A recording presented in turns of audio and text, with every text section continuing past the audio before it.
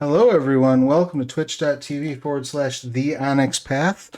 My name is Travis. My pronouns are he and they, and I am going to be handling tech and serving as a player during this glorious They Came from Cowboy's Gulch one shot to support the They Came from the RPG Anthology Kickstarter.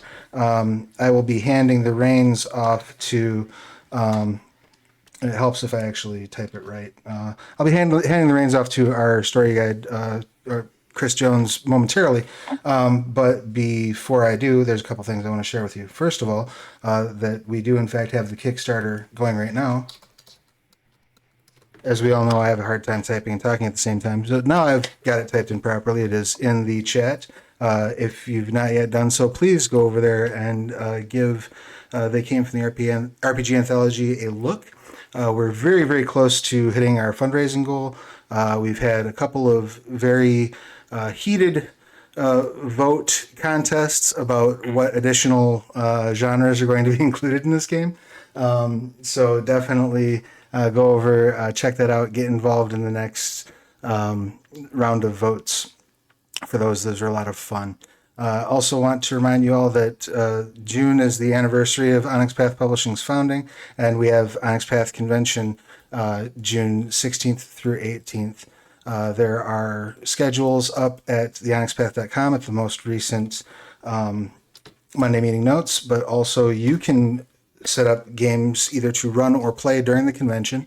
We have some channels set up in our Discord to help support that, and you can process those games through our partners at Start.Playing.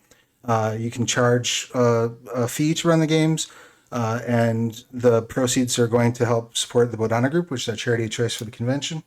So lots of fun stuff going on. That is, again, June 16th through 18th.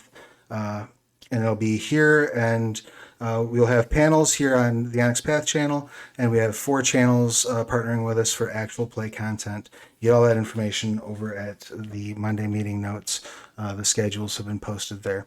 Also, as a part of that celebration, we have 50% off on select traditionally printed materials, dice, and story guide screens over at our partners at Indie Press Revolution. I've thrown the link to that in the chat there. Lots of stuff on offer for half off. And each week in June, we are running a different series of promotional bundles over at our partners at Drive Through RPG. So if you head over to the Drive Through RPG link I've just thrown in chat, you can see what bundles are on offer there. Now that I have paid the bills, I will hand the reins off to Chris. Chris, the floor and the show are yours. Fantastic. Thanks, Travis. Welcome everybody to They Came from Cowboy's Gulch. I'm absolutely stoked to be running this Western theme They Came From. I've been running a lot of They Came From recently. Michaela and I recently were at the UK Games Expo, so I think I worked it out. I did 16 plus hours of They Came From over a course of 3 days. Yeah, it's rare that you come out of a situation where your jaw is hurting so much from laughing and smiling.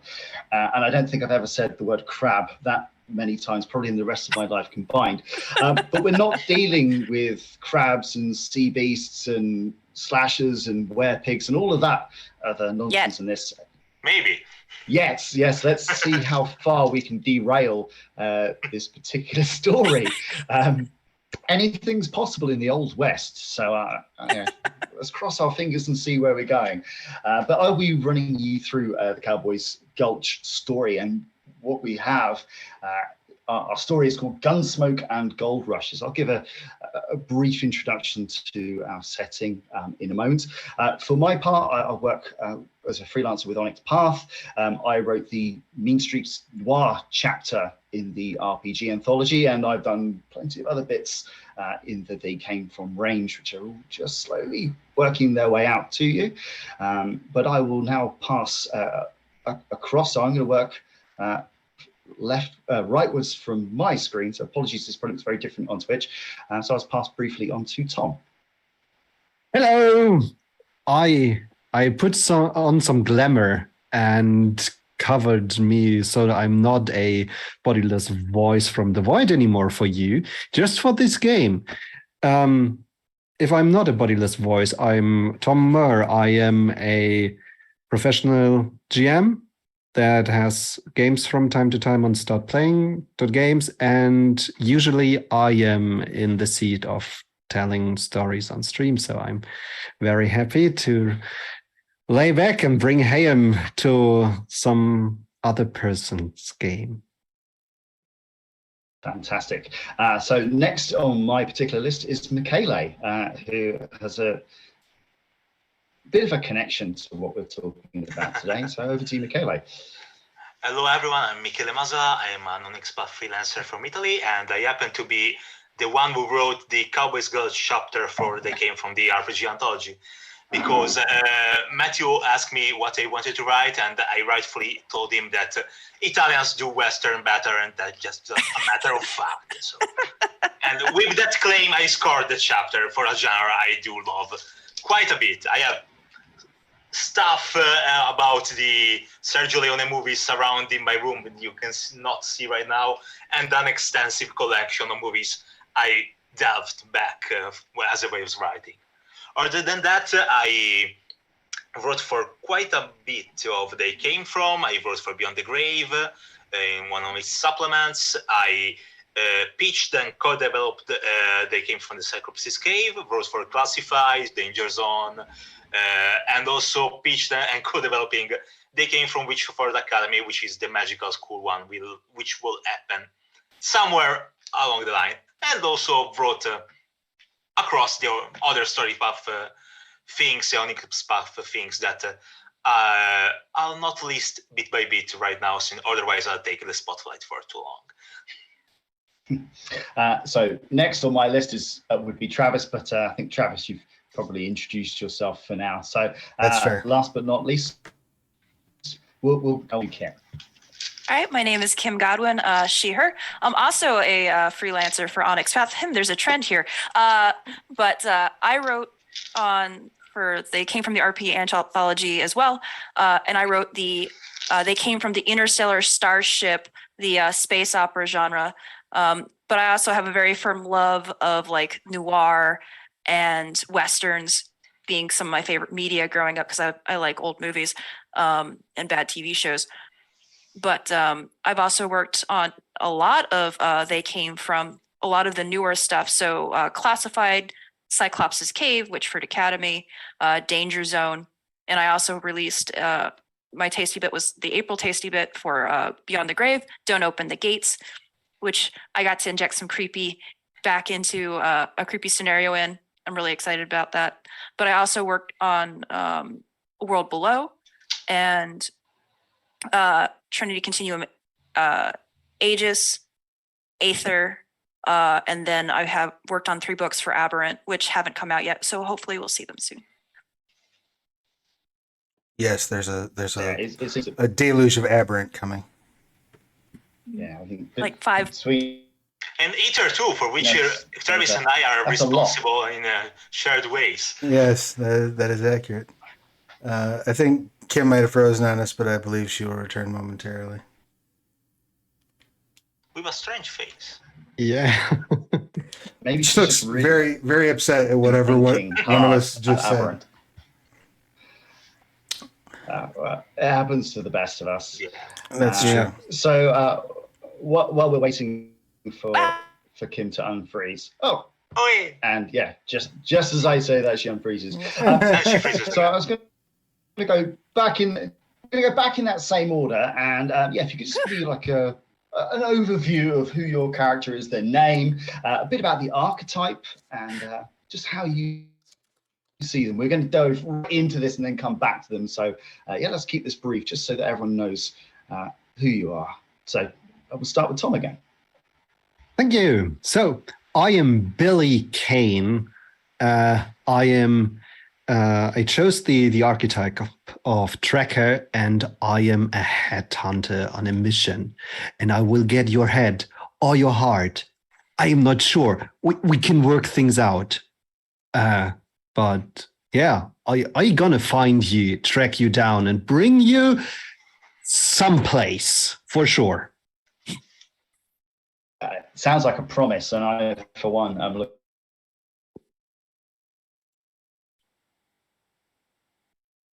There's a freezing epidemic going on our internet at the moment. I won't say anything because my computer is working and I won't provoke it right now. Right? Yeah. Don't Yeah, jinx yourself.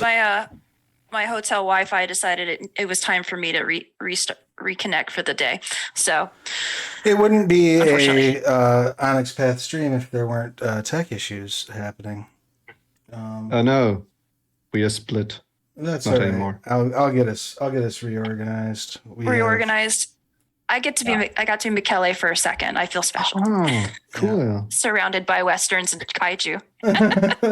Can I be next? People can just close their eyes and listen to our dulcet tones. There you go. We can arrange for that. Oh no. So Michele, I don't know, did you introduce your character then? Okay, I'll try to go with mine and don't tempt the fates right now. I'm playing Dr.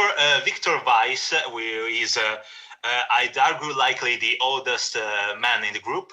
He's a doctor in the sense that he knows some medicine, but also focuses more on science and uses the doctor part to pay the bills for machinery and equipment and stuff.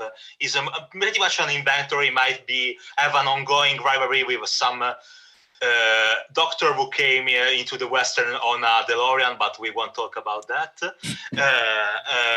So he is this. Oh, for now, because I know that Chris has some things going, I'll refrain from the description of Dr. Weiss as a physical description. I'll just say that the concept essentially is a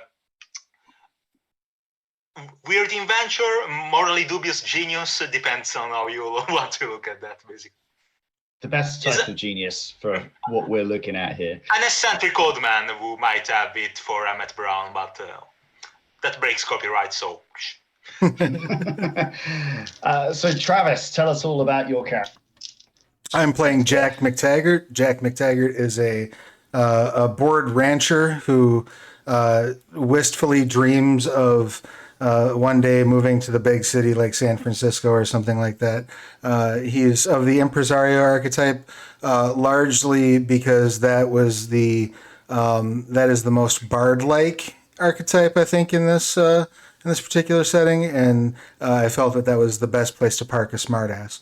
So that was why I went with impresario. Are we going to be getting any kind of paint your wagon style song shenanigans out of you? Are you going to be breaking out into show tunes? You might break out into some show tunes. Dancing?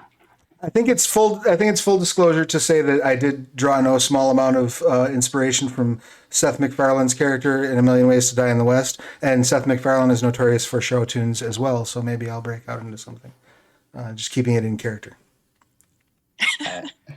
And Kim, can you beat show tunes? I don't think so. I just like lock, stock, smoking barrel stuff. But I'm playing Oriana Oro. She is a reformed bandit turned bounty hunter, but she is a gunslinger archetype. So she is all about running and gunning. She kind of has a bad attitude, but she's working on it as much as you can out in the West, shooting people in the face. So, instead of therapy, she just shoots people. I guess that's a way of handling the it. Western way.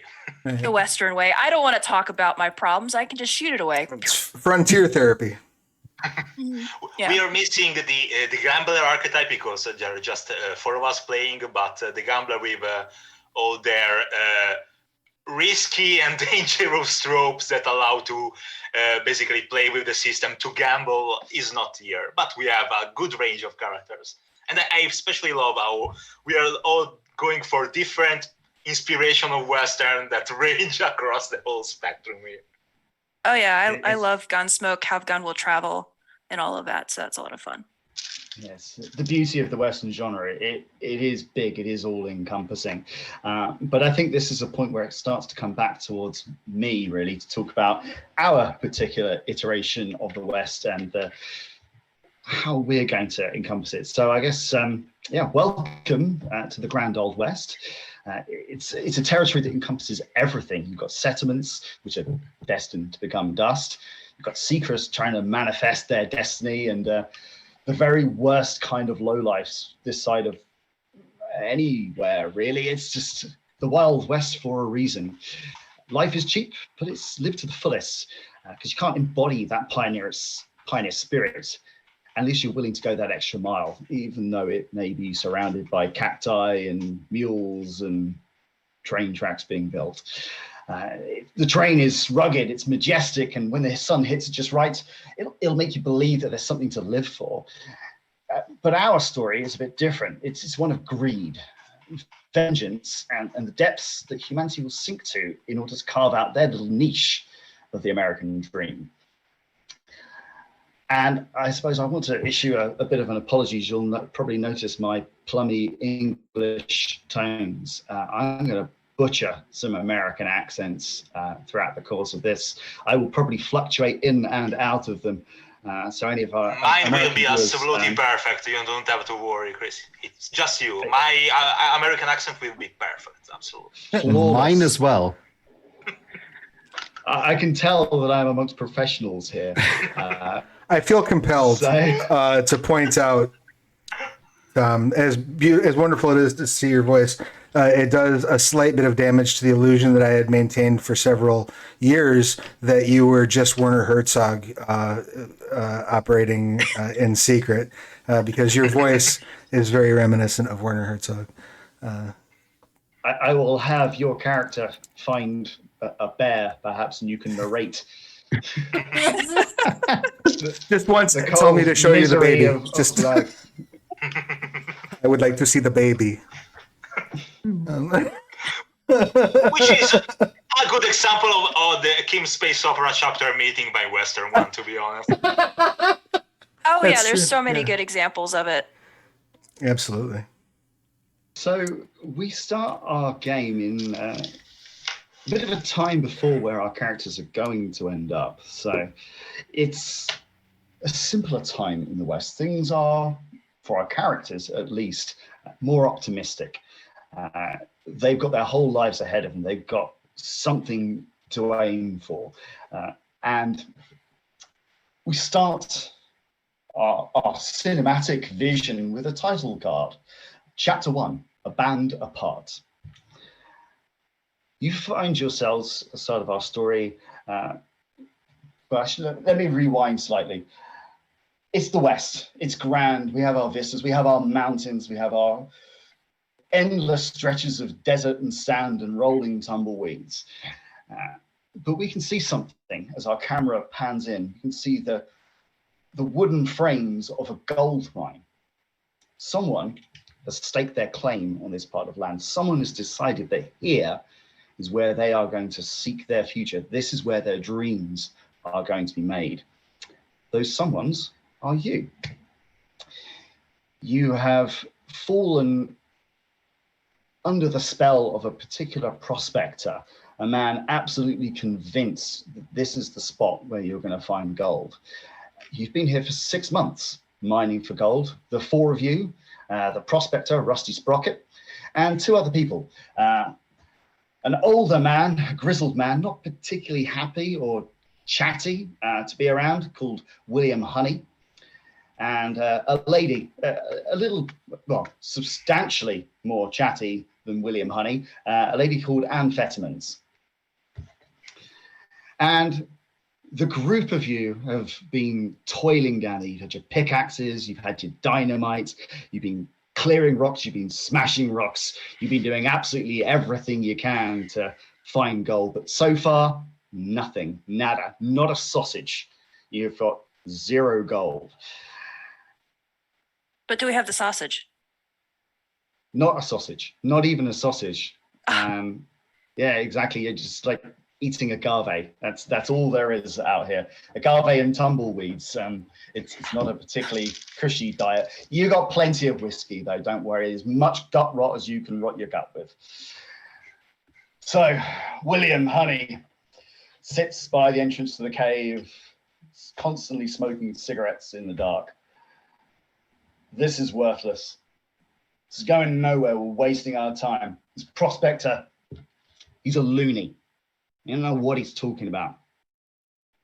Why are we even here?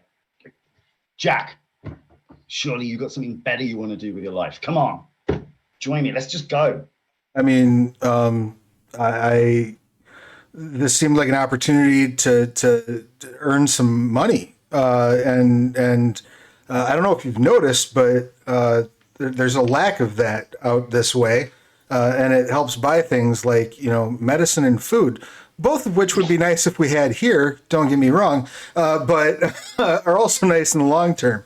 Now, I thought this prospector guy knew what he was talking about with the choosing this location, but it seems like all he's kind of been doing is wandering back and forth in the hallways, muttering "consarn it" to himself a lot, which is not terribly confidence-inducing. So, yeah, if you want to go, if you have a better idea somewhere, preferably with work that might maybe pay, that would be awesome. Pay in this climate, there ain't no money out there. There's nothing we can get other than what we take for ourselves. It's cutthroat, Jack. I mean, we could get jobs on the railroad, or Pony Express. The naivety of youth. I think the Pinkertons might be hiring. Now. One other year from now, they work for RPG companies. A bit more than 100. At this point, seeing the surliness of Honey going along, your other friend Anne bounds over, and she's a source of endless joy, enthusiasm, and energy. Oh, Honey, you are just so negative. You're bringing everyone down. There's plenty here to be thankful for. We're having a great time. Oriana, come on, what do you think? This is brilliant. Just us here in the West. We're making our own destiny. Woo, yeah. VK, VW, VK, VW. I ain't too sure about this. This is kind of... I got blisters upon blisters, and it's hot. Honey ain't that sweet, and it's kind of miserable out here. Maybe you've inhaled the dust a little bit too much. I think she might be dehydrated.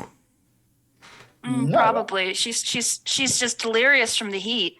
Maybe we need to get you to Jackie boy. get you to lie down. Have some cactus. I know why. I have been at. Shh! Don't tell anyone. The doc, VW. He's got a stash. I found something in there, and you know what? Your blisters upon blisters. I could have blisters on my blisters on my blisters, and I wouldn't care because I feel great. Today is going to be the day. I can feel it in my bones. Did you get into some peyote or something? Did you made a friend? No, there was just something nice in there, and I've been at them for the last few months, and yeah, this is good. This is good. I'm not going to listen to a word Honey says. Doc, what were those pills? Doctor takes up a little bottle and puts some droplets into his eyes. I don't know what you're talking about here. Everything I have is just a natural remedy. I perhaps might be working on some new traits and new solutions, but if you take something without following doctor's orders, I think you're in for a lot of trouble, young missy. So No, I don't believe that. We are young. I am not. I most definitely am not young. You're young compared to Rusty Sprocket. That man is. He is. Yeah, I mean, look at it. His back's all hunched over. He's got his stick. But Bouncing around like a bag full of jackrabbits. Jackrabbits. I like jackrabbits. Do you like jackrabbits? They're tasty. Yes, we have to find some. We should get some for dinner. We should cook them. That'd be great. Maybe if we tip you over, some rabbits will fall out. Doc, Billy, I think come on, you must have my back here. You understand how this is. if whatever you've got in your bag makes people feel like that, Doc, maybe we're in the wrong line of work. Let's just say we've been here for a while and my stash is ending, so I won't share. By ending, you mean ended. I took the last few earlier. They were very nice. I feel great. Honey is just looking at this woman with just disdain. This is not his bag at all. Just takes a long draw on his cigarette. The whole thing just burns down till the red burning embers are right on his fingers, and he flicks it into the distance. It rolls over quite close to some dynamite, but burns out before everything goes kaboom. We need some OSHA, is what we need. Always that close to total death in the West. Oh. Always, yeah. At this point, Billy, you think you hear some sort of commotion coming from down in the tunnels. At the moment, you're pretty much by the entrance to the mine. Really, the start of your day, you've got there, you've had your coffee, and you're just shooting the breeze. Is somebody already down there? I mean, it's pretty early. Are we supposed to, I don't know, work right now? Yeah, Sprocket. He came down here about half hour ago. Said he wanted to get started early. Yes. Crazy.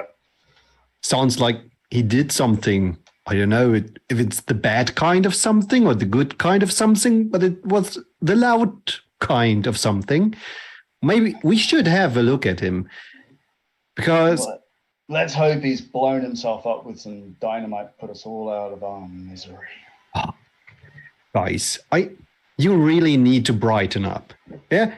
Don't you have any dreams you're doing this for? Like, as soon I've got my 2 hands full of gold, you know what I'm gonna do? I'm gonna marry the love of my life and open an ice cream parlor. So, I'm gonna go down there and check for Sprocket and my ice cream parlor right now. And you can stay up being miserable up here, or you can go down and look if your blisters are worth anything. Lunatics, the lot of you. Can't believe you brought up ice cream right now. That's cruel. It's cruel and unusual. I'm gonna say as I start walking down deeper into the mine. At least it's cold down there. It's not as cold as ice cream. It is the ice cream that will cool you from the core of your heart in the tomorrow.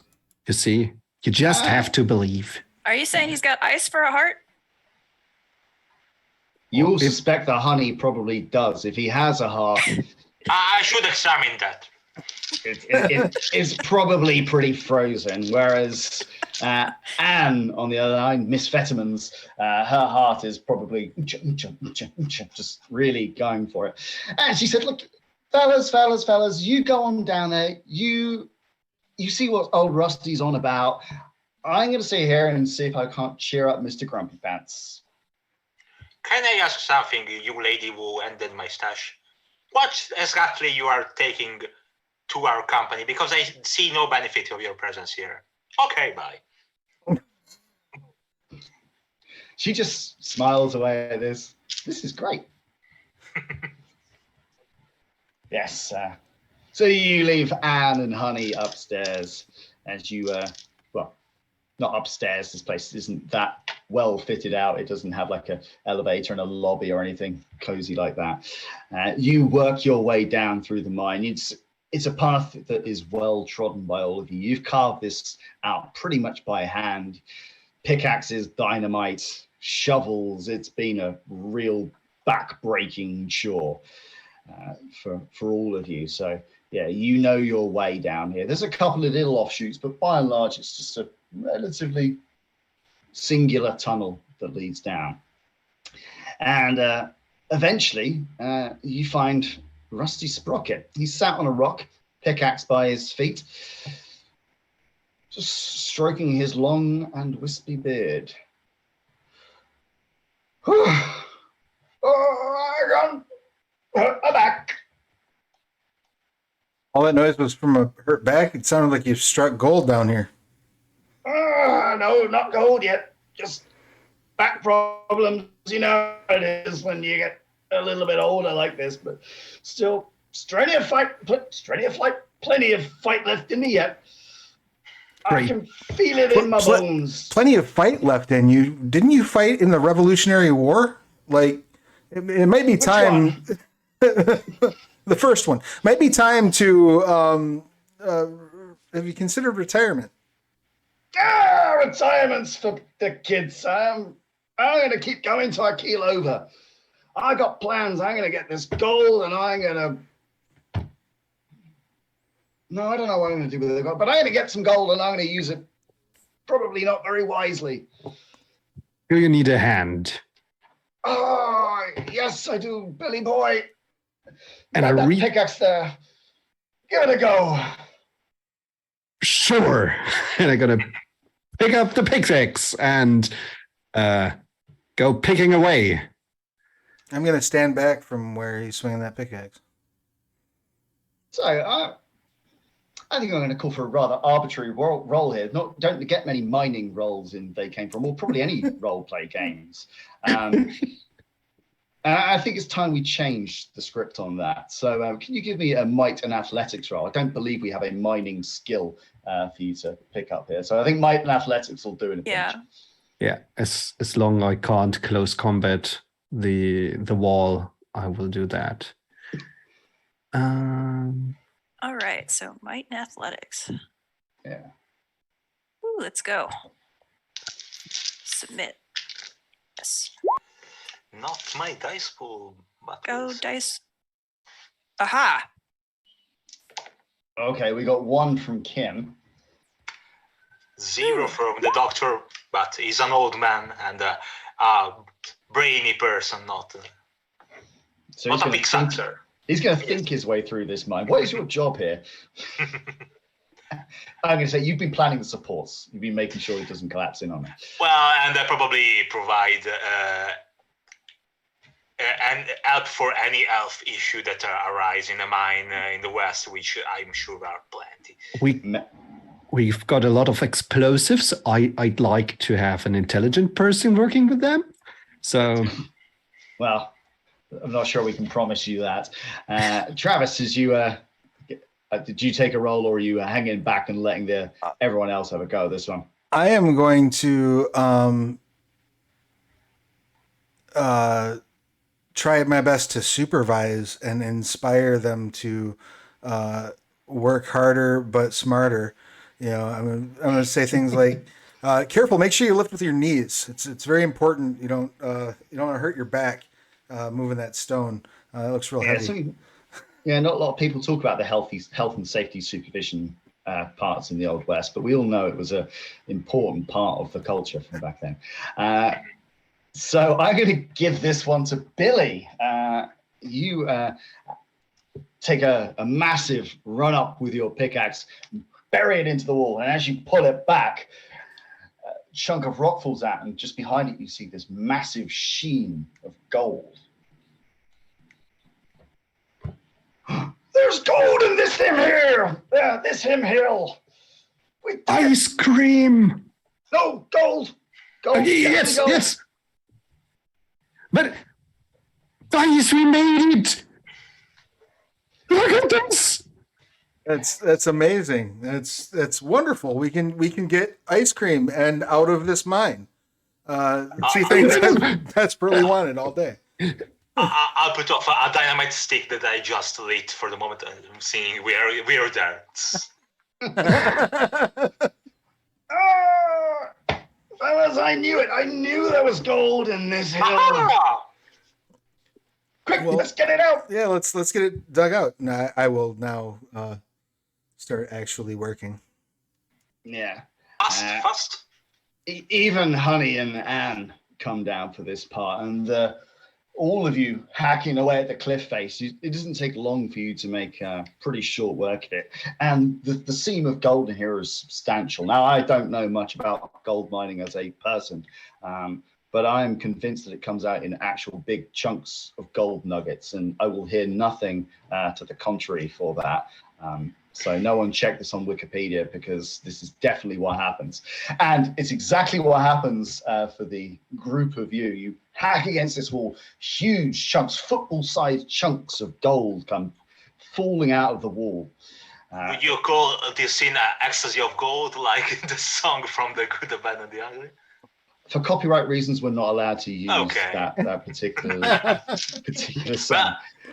I'll talk with Ennio Morricone from Beyond the Grave, don't worry. Yeah, but considering we have a doc in the group and we're mining, we've got someone with a big long beard, and whistling is appropriate for Western songs. I think we can go. Oh no, the lawyers from that one are even worse. No. Now we'll just change it an octave or a key. We'll just put it in the minor key. That would actually probably make it sound very good for a Western. And we put up very, very loud and hefty sound effects for the falling boulders of gold. Yeah, because we really want to push that. And, we're also going to have some great close-ups of your faces. You're just straining sweat falling down your brow. You're covered in soot and mud and everything like that. But the best thing is your eyes. They're illuminated because of the gold down here. It's just this glow that just makes you shine in the darkness. And all of you keep going at this for many, many hours. It feels like it's getting pretty late in the day. You've excised probably 20 plus of these football-sized chunks of gold. And then things start to dry out. You keep hacking at the wall. There's no more of them. Keep going and going, and again, there's just nothing. I mean, it's fine. You still filled a minecart with masses and masses of gold. All of you are set for life. There is more money than any of you here could ever possibly hope to spend anyway. But, it's the West. People are a little bit greedy. They want a little bit more. Let's keep going. Let's see what else is in the mine. But it starts getting late. You're all a bit tired. You need a rest. And you need to get this minecart up to the exit of the mine. So you each start pushing. Even Honey puts his back into it. Rusty Sprocket less so, because he's put his back out from all of the day's mining. But he, like Jack earlier, lends moral support. Come on, push it uphill. We're nearly there. We're nearly at the exit. Now we're going to go down the hill. Way, there we go. We're near the exit. Oh, that's probably the best day of my life. Oh, this gold. Honestly, I didn't even think there was gold in this hill. I just won it. I won it in a card game. But who's laughing now, hey? Well, I'm glad that all worked out, I guess. Just believe in your hearts and believe in the cards. It's just that simple. Have faith. Well, look at the bright side. None of us need to swing a mining pick ever again in our lives. And for you, that'll probably be about a week or two, but it's still, it'll be a nice retirement. I'm going to outlive the lot of you. You ain't seen the last of Rusty Sprocket. You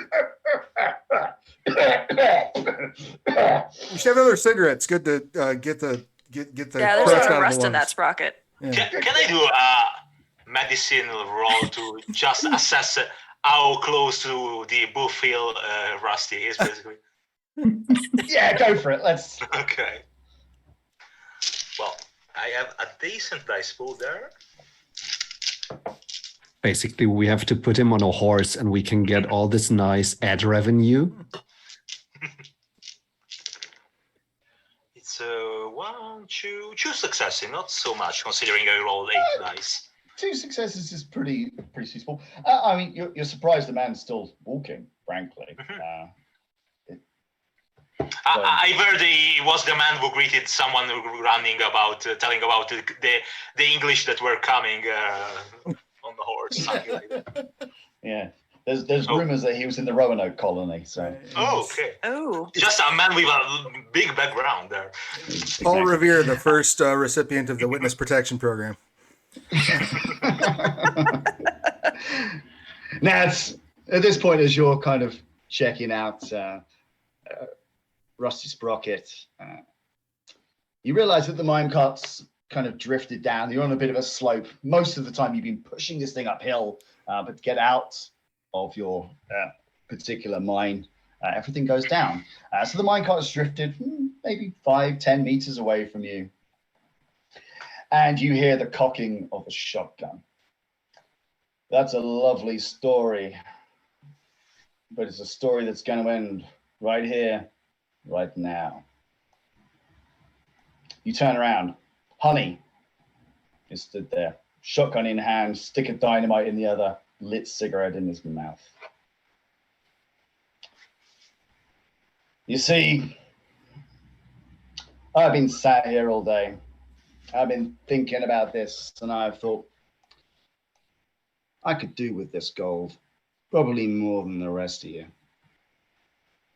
You're all a bunch of idiots. So I'm taking this. Me and Anne, we're going to elope. We're going to found ourselves a little town, build a swimming pool, none of your childish ice cream nonsense. Yeah. Hey, you can rob us, but take it easy on the ice cream, pal. I never signed up for that, to be honest, but okay. Nah. You guys might want to back up into this mine. I'm gonna collapse the front. Why would we want to back up into the mine? Why don't you just let us go past, take the gold, and be on your way? You weren't listening to me. You're as simple as I thought. This gold is mine. That's what I said. You let us out, and you take the gold. Yeah. Who's simple? No. Have you thought this out? Have you thought this through? There is a voice from behind, honey. It's the jittery excitedness of Anne. You know what, honey? They are right. There is actually a nice way out of this. They could just walk through. They could go past. We could take the gold. They could live happy little lives doing whatever it is they do. We could live our happy little lives with all of our gold. I think that could possibly work. Honey turns around. No. They'd come back. They'd find us. Ain't worth the risk. And Anne goes, Now that is a good point. Honey turns around, looks at the four of you, shotgun leveled. Annie, get your gun. Oh, don't worry, honey. I've already got it. And she shoots, but she doesn't shoot at any of you. She shoots Honey, or rather, the stick of dynamite that he's holding in his hand. This is a good idea, right? For all of us? It proceeds to explode. Bits of honey are splattered all over the entrance to the mine. I knew you were an idiot. I knew it. The entrance to the mine collapses, leaving the five of you. Just leaving us with a taste of bit of honey. Yeah, splattered with honey. And it takes you a good few days to actually dig your way out of it. You were close enough to the explosion that you know what it feels like to be on the receiving end of a bit of TNT, but you'll live. You had a doc there. He managed to patch you up good enough. You could see a few beams of sunlight coming through the rocks, so you knew what it was. And you escape. You search everywhere you can for Anne. You go high, you go low, you go east, you go west. Nothing. Not a sign. It's even less sign of her than there was of the gold in this mine before you found all of those nuggets. And she's taken everything from you. And it's really difficult for you to let that go. But time does what it does, and you are forced to move on. And we see our second title card. Chapter 2, 20 years later, getting the band back together.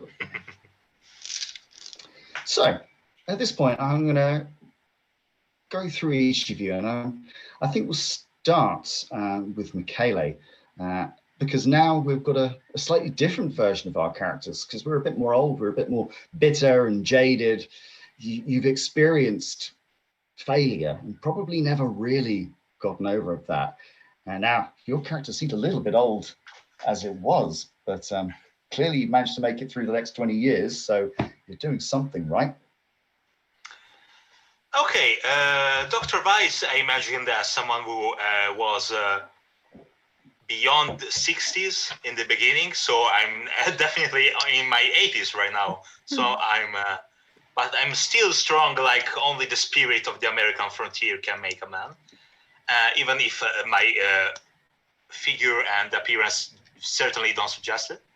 I'm basically this old man with messy white hair and mutton chops with a bushy beard that's absolutely not curated at all, and it's dirty with bits of coal and other powders, dust, and with an old black suit that belongs more to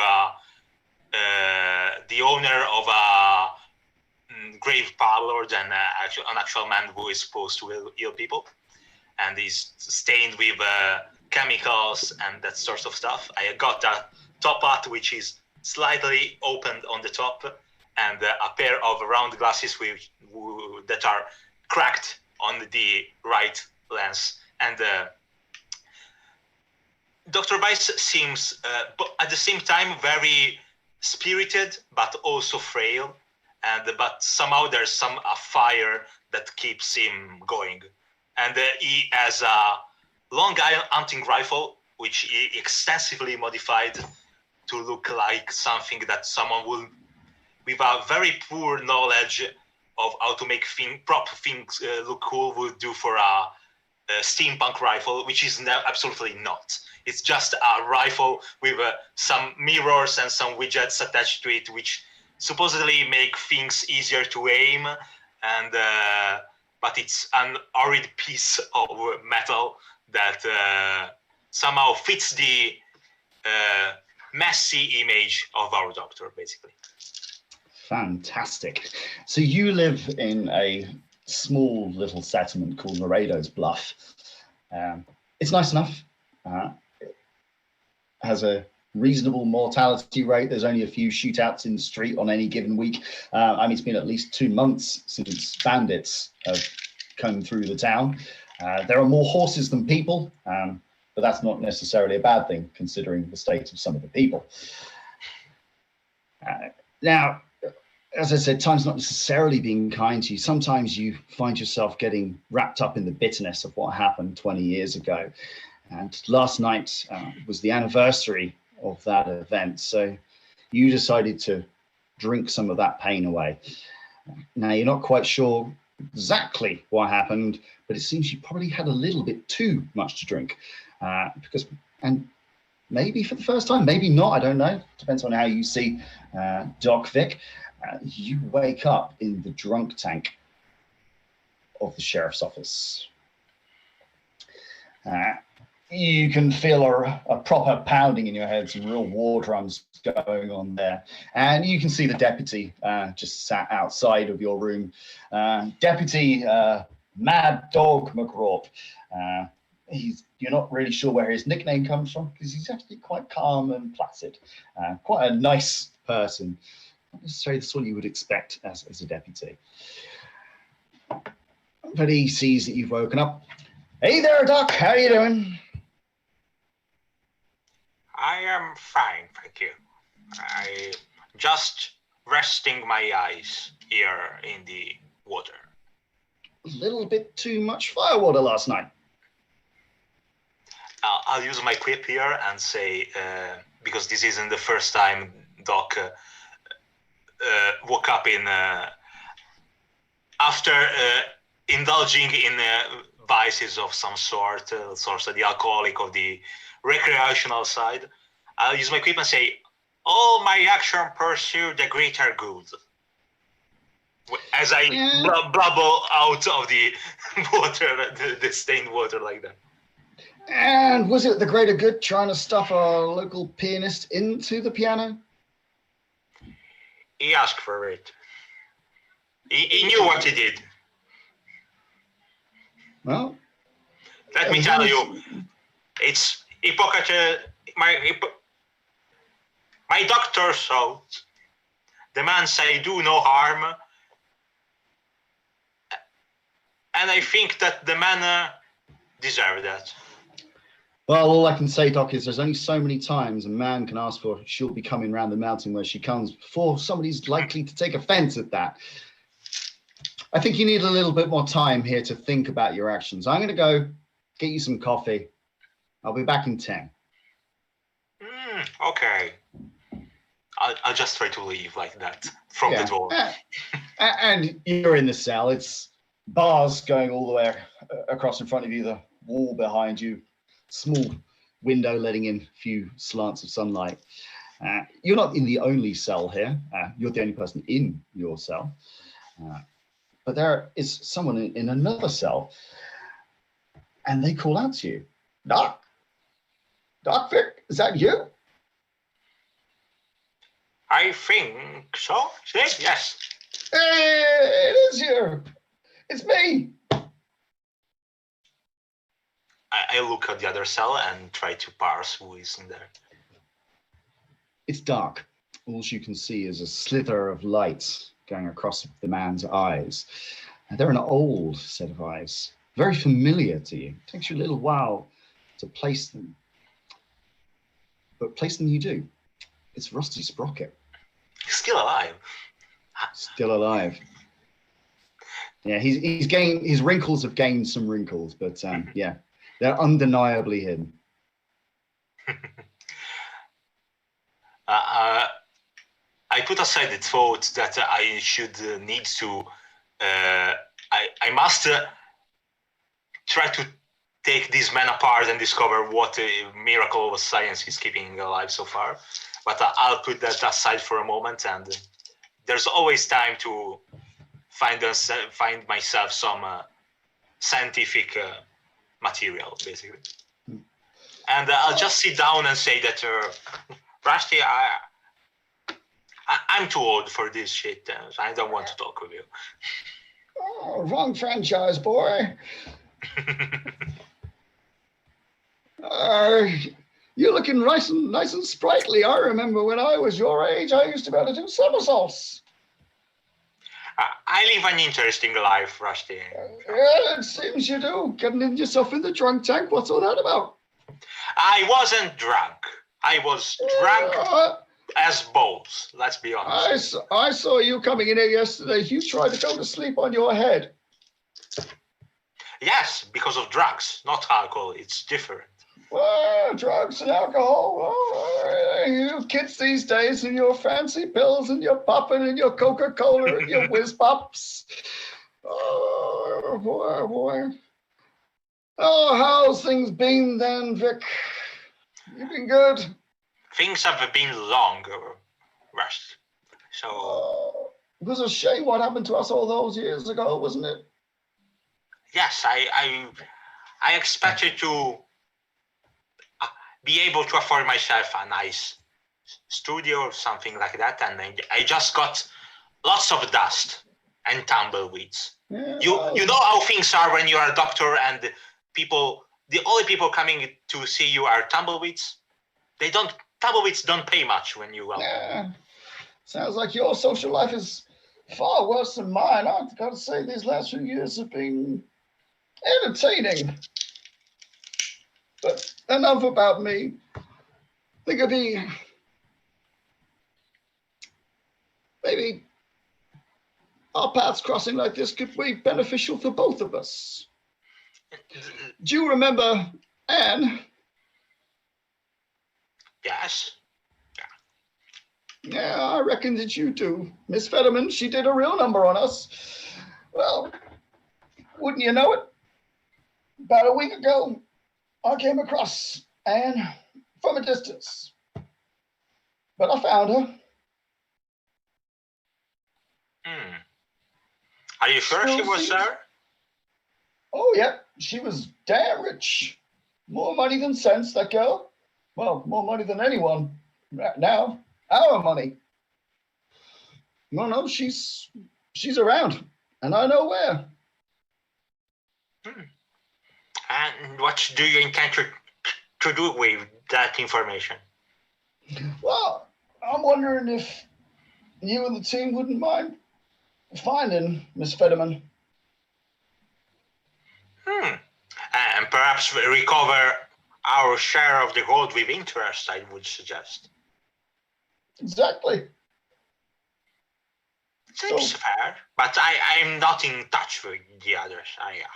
I know they're traveling across the frontier and doing their thing, but I'm mostly here patching up cowboys and trying to deal with snakes in boots and stuff like that. Clever man like you can get in touch with your friends, but we got a bit of a problem, you and I, Doc. See, tomorrow, or at a suitable time based on our story in terms of exactly when we ever get to it, I'm due to be executed. Nope, it's the hangman for me. My days are finally numbered. About time. You cheeky son of a bitch. I mean, Nope, you're a magical anomaly, Rusty. I can't work with that in my way of my paradigm of seeing things. You know how paradigms are in things. Depending on which game you're playing, they get really intense, Rusty. Well, it just seems maybe prostitution's a step too far for the people in Laredo's Bluff, and they decided to execute me. That and I shot the mayor's son. As it happens. Yeah. So who did it? But here's the deal, young whippersnapper. You break me out of this jail, you save me from the gallows, and I'll tell you everything you need to know about Young and Fetterman. Yeah, you see, there's a problem here. I'm also in a cell, so you can see how that can be a problem. But you're in a cell for drinking too much. I'm in a cell for sleeping around and I didn't even drink. Someone. Okay. I'll see what I can do. That's what they all say. I tried one of those fancy cigars of yours once, but I didn't inhale. That's what they all say.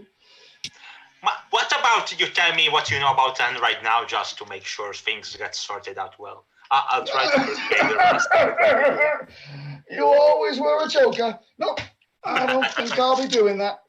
I'm just going to sit here. If the hangman comes to me tomorrow, well, I've had a good life, but I think I got plenty of years left in me yet. And if you want to facilitate that for this man, find your friends, get me out, and little Anne is all yours. Okay. So he sits back, takes his hat, puts on his head, and has a sleep. He needs probably about 30 different naps a day. He sleeps more than a cat. And eventually, Deputy McRorp comes back in, cup of coffee in his hand. He passes it through the bar and unlocks your cage. You feeling like you can keep control of yourself now, Doc?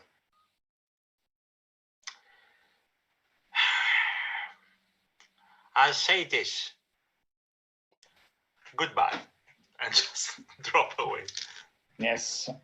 Our camera fades to black on that particularly well-written line. We are paying our script writers the big bucks for that. So yeah, you off camera, of course, head back to your room. You find all the details and addresses and everything you have for your former compatriots. You kept in contact enough over the years while you wouldn't consider yourself friends necessarily anymore. You'll be able to get them. So we now move over to our sheep farmer. So Jack McTaggart. Tell us a little bit about yourself. How has the years treated you?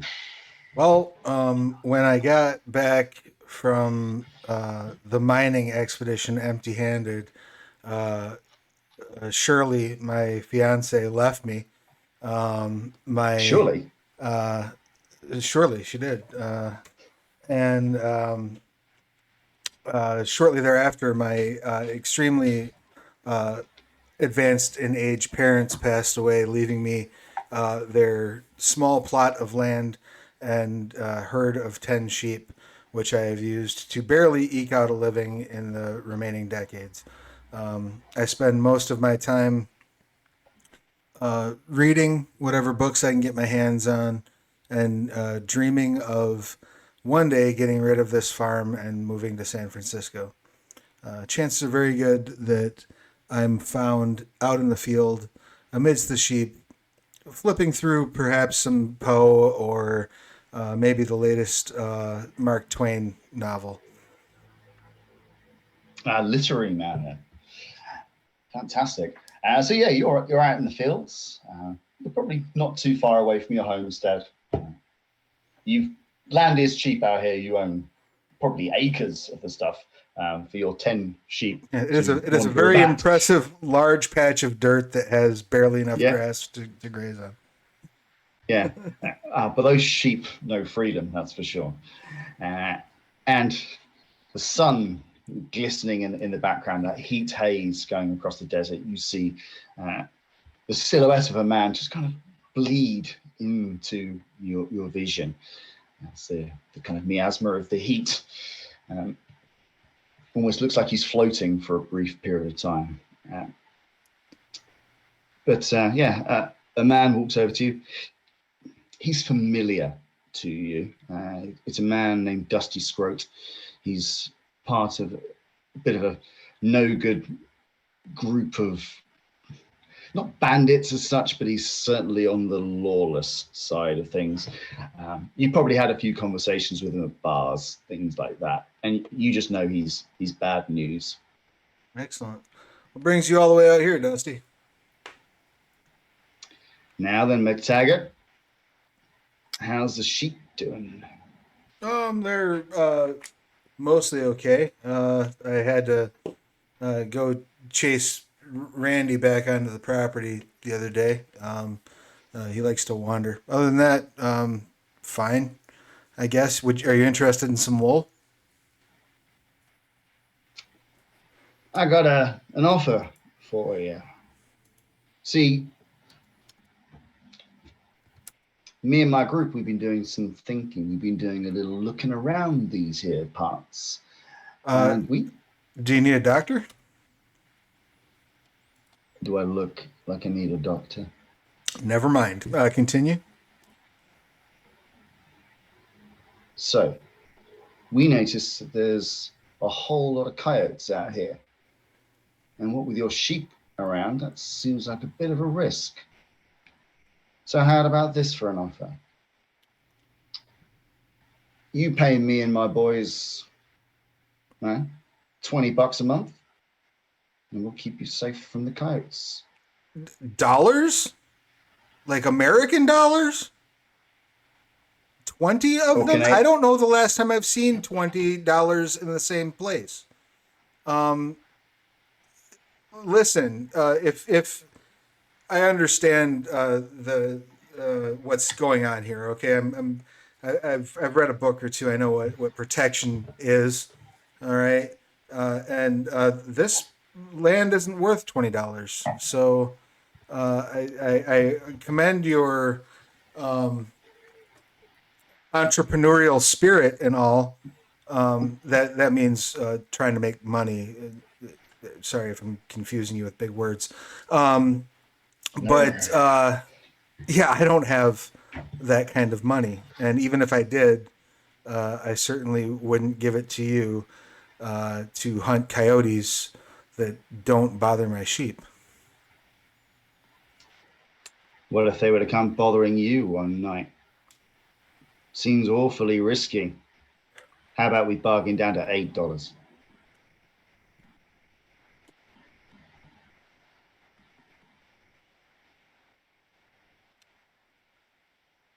$8. You want me to give you $8 a month? Seems reasonable to me. I don't know. Those coyotes looked awful hungry when we saw them last night. Looked like they might even come in for a bit of a raid tonight. Hate to see your sheep get massacred. You tagger. Listen, I have probably about $5 to my name right now. Now, if it'll make you go away, you can have it. I don't have much use for it at the moment. My larders are fairly well stocked, and they're all due for a shearing pretty soon. I'll probably have some more money coming in at that point. So if it'll make you just leave me alone, I'll let me run in and grab the money. You get the money and I'll come back for the rest in a week. With my friends. I go inside and check my lockbox. How much money do I have in there? $4.22. And a pistol.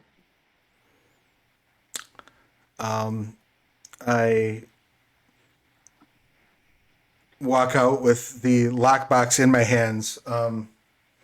Yeah, he's stood at the moment just kind of facing away from you, looking out over the vista. He's got some chewing back in his mouth, so every now and again he spits a globule of horrible black phlegm onto the floor. Listen, how about this? I have $4.22 and this 6-shooter that I never use. It was my dad's, and he was kind of an asshole, so not really all that important to me. How about I give you those, and then you just leave me alone forever? That's not how this works, Jackie boy. You got a business here, you're making money. We want to make sure you keep safe. We want to make sure that you keep making money. You are half right in that assessment. I do, in fact, have a business. Which bit did I get wrong?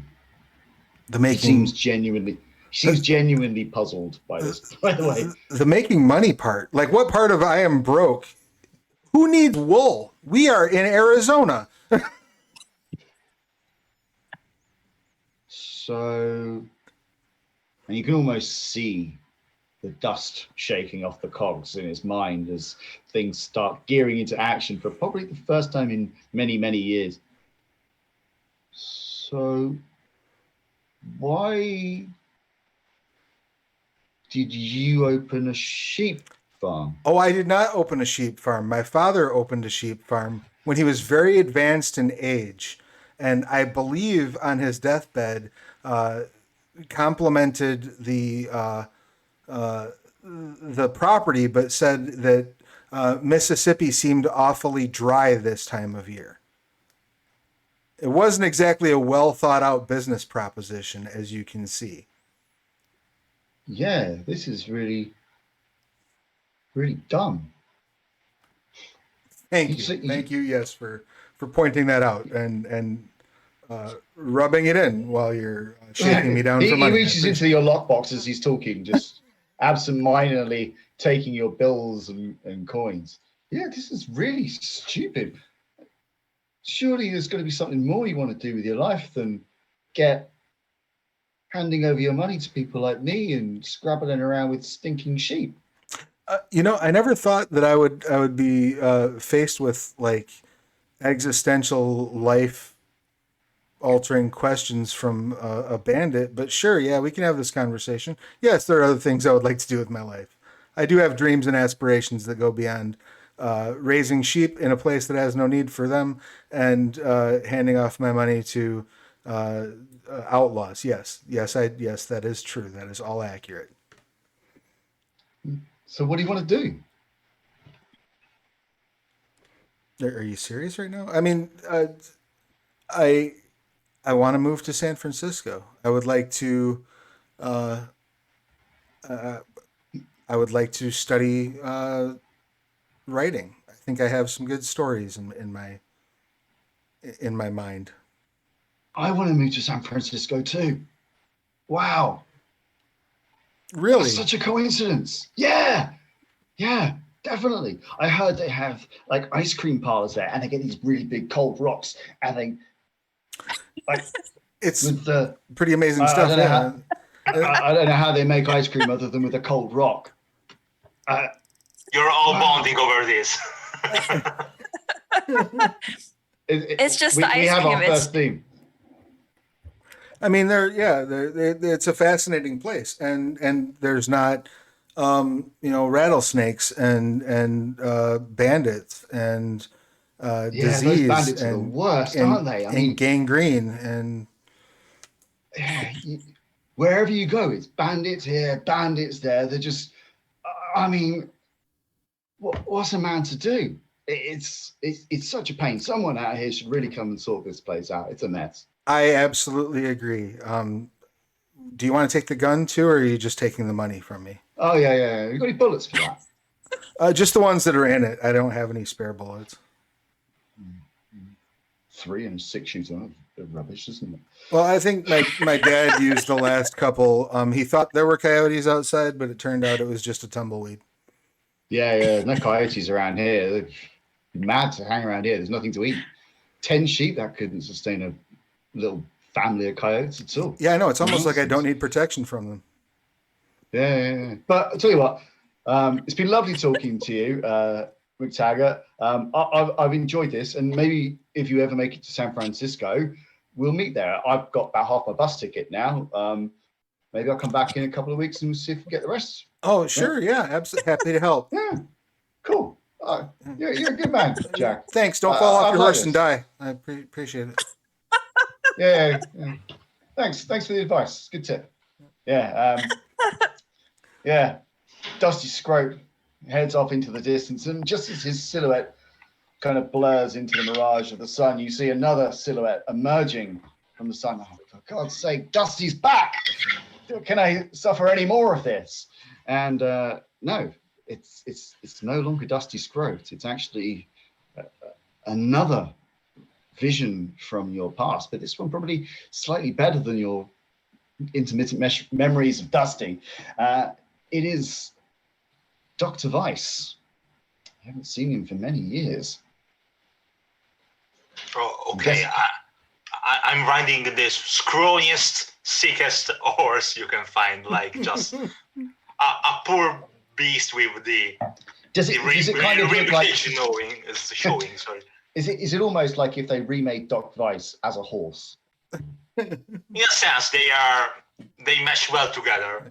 I don't think you're supposed to ride Great Danes like that, especially when they've got a severe case of mange. How's it going, Doctor?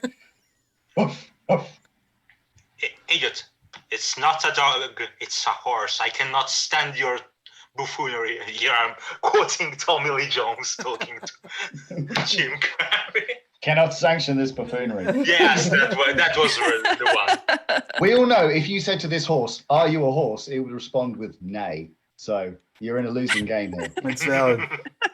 What brings you out here all the way? I would offer you some beverages, but unfortunately, the last of my money just got stolen by bandits. You probably passed them on the way through.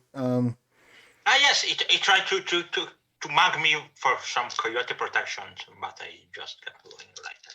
Yeah, I know there's no coyotes around here. What's up? Yeah, the old prospector we work with in the mine, Rusty. The guy who ruined my life entirely, destroyed my relationship, and slaughtered my dreams. Rings a bell. Okay, I wouldn't blame everything on Rusty, but you do you, or whatever. I mean, he's the one that put us in that position, right? Oh. I'd blame Honey, but I think I handled processing all of my feelings about him while I was picking his brain matter out of my nostrils. I'm still 50-50 from Honey and Han, but okay, you can blame Rusty. Oh yeah, I suppose, and get some blame too. What, did you see her? Do you know? Whatever. Rusty is in a cell in the town I work in, and where my lab is, and he knows where Anne is, and he's willing to tell us to go in somehow. Wait, he's still alive? Somehow. Is he single-handedly trying to bring up the average lifespan out here?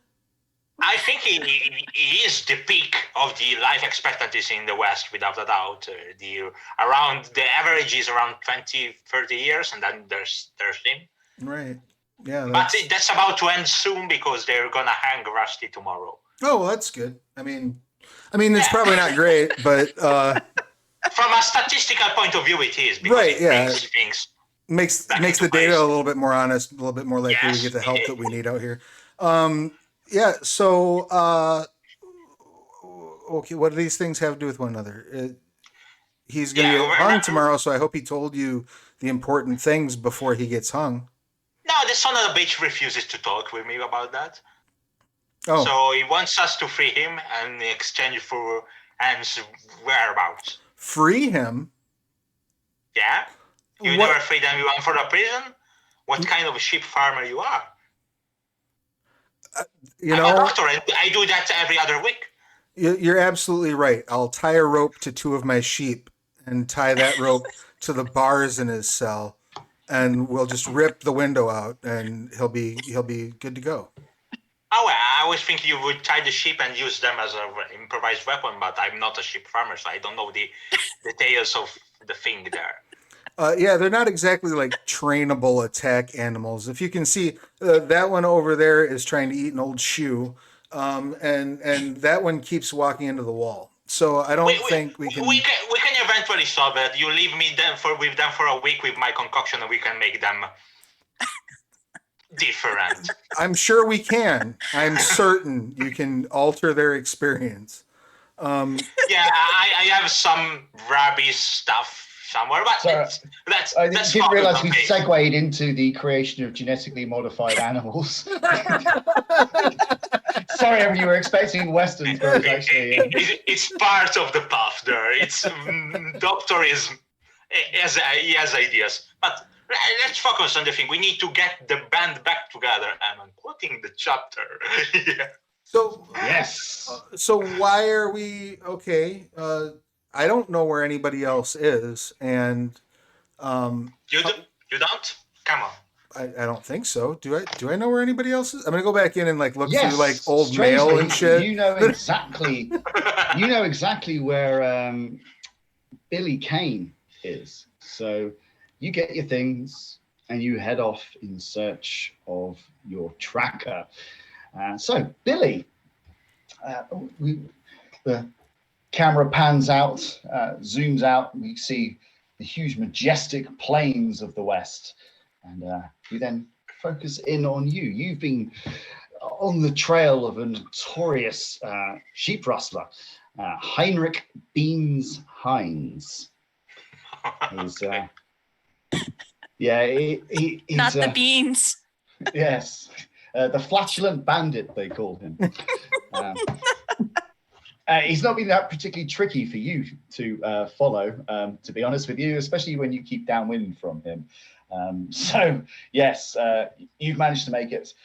Yeah, it's been a rough few days for you going through the wilderness, and where you find yourself now, you're on a bluff overlooking a valley below. You're surrounded by trees and bushes and all of that good stuff, and you've got a great view of the scene below this valley. And the valley itself is strange. The first half of it's pretty barren, and the second half you've got trees and bushes and cacti and tumbleweeds and all manner of vegetation. Beans has set up his camp in there. He's pitched his tent. He's lit a fire, put a pot of beans on the fire to warm up, and he has gone into his tent, or rather, I suppose to say, you think he has, because all of your tracking so far has been done using your skills. So you've not actually managed to see Beans. You're just reasonably convinced this is him. Now he's pretty notorious. He has a shoot first, ask questions later type attitude. So you are currently staking out his tent in the hope that he's going to come out. You can validate that you found Beans, and then you can move in and claim him with much less risk for yourself, rather than randomly going up to a tent where you don't know who exactly is inside it. So that's where we find you. So tell us a little bit about Billy at the moment. How is he doing? How's he been this last 20 years? I've spent a lot of time narrating to myself about, that one day my true love betrayed me. And since it was the betrayal anniversary yesterday, I touched the gun to my side for a second. And I continue narrating to myself, well, this is the gun that I wanted to shoot at the opening ceremony of our ice cream parlor. But since you dastardly neglected me and exploded honey all over the place, I swore to myself to never pick it up again until I found you. Ooh. Nice, I like it. And are you actually saying this out loud? Probably. Yeah. Or the voice from the office probably just as I'm standing there looking intently at the tent. I can just see you kind of stood on this bluff. I'm saving this gun for you. Just looking out into the distance as the sun's always either rising or setting in our same. There never seems to be any other time of day unless we're in a shootout, in which case it's high noon. Billy, I would like for you to make me a cunning and survival roll here, please. Oh no. Oh, I'm actually not that bad at cunning. Yeah, you created this character. Yeah, I just remember that I'm not very smart. Oh no. Survival. Where did it go? I looked there. But it's okay. It's okay. Do this. Just roll the dice. Heck yes. 3 successes. That is phenomenal. As well as the overwhelming stench coming from the valley floor, you can detect the hint of something sweeter out there as well. It isn't just beans out here, and there is a bit of a rustling in the distance coming from the woodland. Oh. You don't know what it is, but someone or something is out there. That could be the smell of someone that I killed or loved or both. So I shall investigate. So what's your kind of investigation style here? Are you just wandering in, I'm a tough guy, I can take on anything, or are you going to be kind of stealthy? I am going to be very stealthy the way that's totally obvious that I am stealthy. I am hiding just behind everything. Fair And enough. just close in a very complicated pattern. Well, let's go for another roll for this one then. Let's do a dexterity and larceny one, please.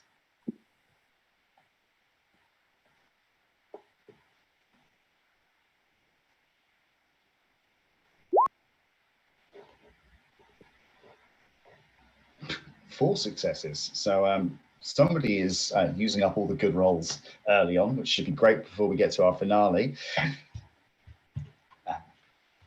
So you stealth your way into the undergrowth, just casually moving cacti out of the way with your bare hands, getting through. Standing like this just to fit in with the silhouette of the larger ones. Yes.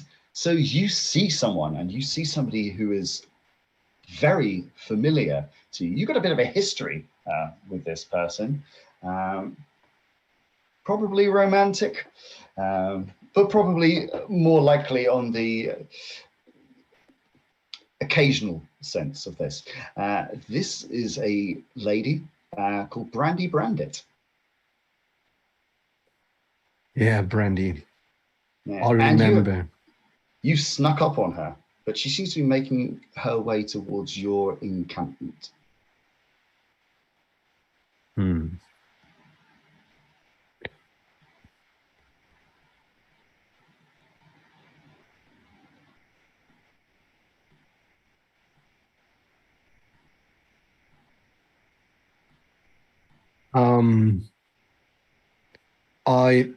I posture myself dramatically against the sky and the mountains. Mm-hmm. Get some good shots. I like it. Yeah. And just whipping a little bit of hair out of my face. And then I call out, Brandy, it's been a long time. Billy! Howdy, Yes. partner. Wow, you're looking mighty fine. Just like you. So tell me, what are you doing out in the middle of nowhere? Well, why don't you come and sit next to me by the fire and cozy up and we can talk about this. This sounds perfectly reasonable. And I think I've got the time to spare whilst I'm on a bounty. You always were the most reasonable of fellas, Billy Kane. That's what I like about you. You're a real man. And a gal like me, sometimes that's what we're looking for. Now, how's things been treating you, Billy Kane? You know, they're the things that the stomach needs, and I think I'm well taken care of that.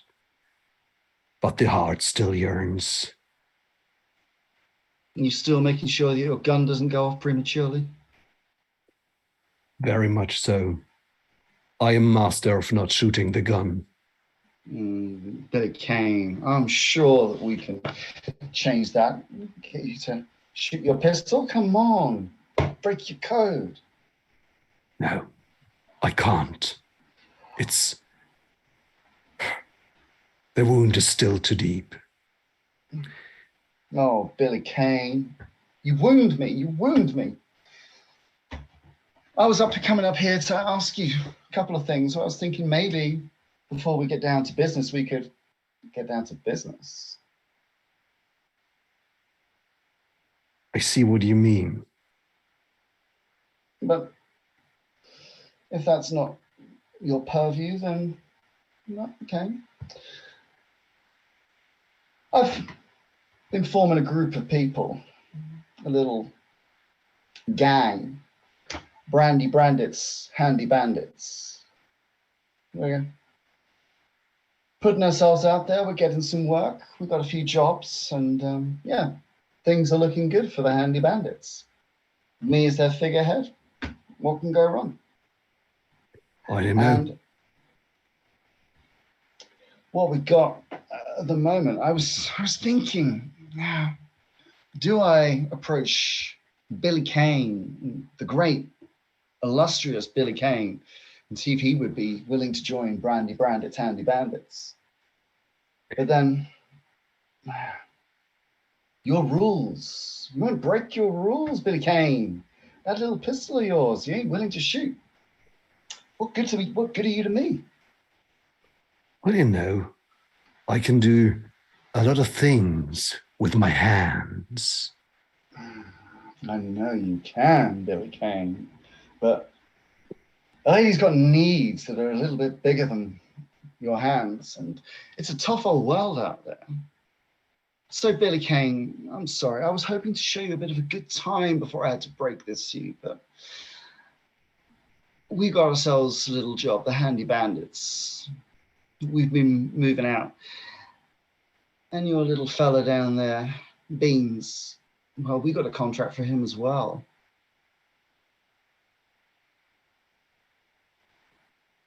And Is that so? yeah. And well, unfortunately, Billy Kane, this has provided just enough distraction for my boys to sneak up and pour beans and take him out from under your feet. I'm so sorry, but the Handy Bandits, we've got to get our foot in the door. And, well, you led us right to him. Well, I'm glad that at least you could catch him, and I could catch you. And I'm gonna kiss her. Be still, my beating heart. Woo! Sorry, that's on the microphone. You make me all aflutter, Billy Kane, but you got to understand this is just business. Maybe later, another day when you've learned to move on from this, we can engage in a bit of other business. You've been betrayed before, I remember the story. You can just put this one on your list. I will. And I got a nice trope that's called anything can be a weapon. Do I need to spend anything to use a trope?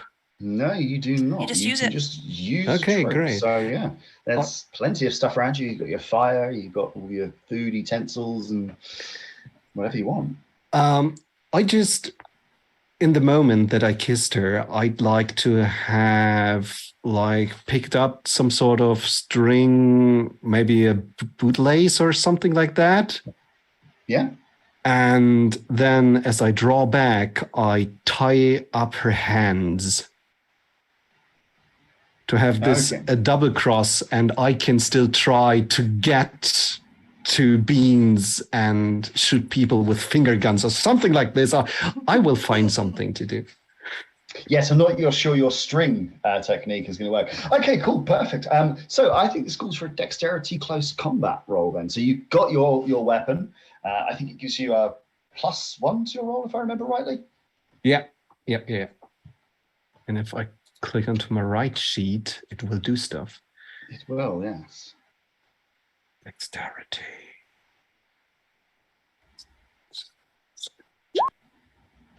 One success. Yeah, you got to get out of bed a little bit earlier to hog tie Brandy branded, I'm afraid. So you get your bootlace around one of her thumbs, and then suddenly she realizes exactly what's going on. Billy Kane slaps you around the face. The audacity! I deserve it for being slow. Next time, Billy Kane unties the lace, drops it to the floor seductively. I hope next time it's not you that I'm after. And I turn around. Yes, you can see the enclosure where beans had been held. There's a couple of Brandy Brandit's Handy Bandits down there. They've dragged Beans out of his tent. They've splattered Beans' beans all over the fire. They're sizzling in a very different way. Well, the bill said dead or alive. Good day, Billy Kane. And Brandy Brandit saunters off into the undergrowth. And just like the rustling before and the sweet smell of her perfume you had, the rustling is back. And this time it's a slightly headier scent. Is that sheep dung? Who knows? But you do see two familiar yet craggy faces come out from the undergrowth. It is Jack McTaggart and Doc Vic. You've not seen them for many years. Yeah, but I could probably tell his sheep anywhere. Jack is riding a mule pony. Like them. Yeah. Like his knees might be like dragging on the ground a little bit. It's all got a bit Samwise Gamgee here, I think. Is it called Bill? Sure, it is called Bill. Yes, and Doc is on his aging knacker. Yeah. So Billy Kane, you see these two people emerge from the undergrowth. No stealth amongst them at all. Whoa. Calm down, girl. Calm. Hey, whoa. You should smoke another cigarette. I hear it clears the airways out. Yeah. He's a doctor. He knows how to recommend these things. He can probably prescribe them. Physician, heal thyself, bro.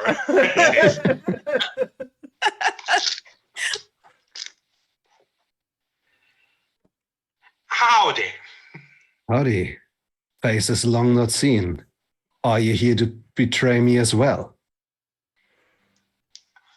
I mean, the day has just begun, so we'll see how things go.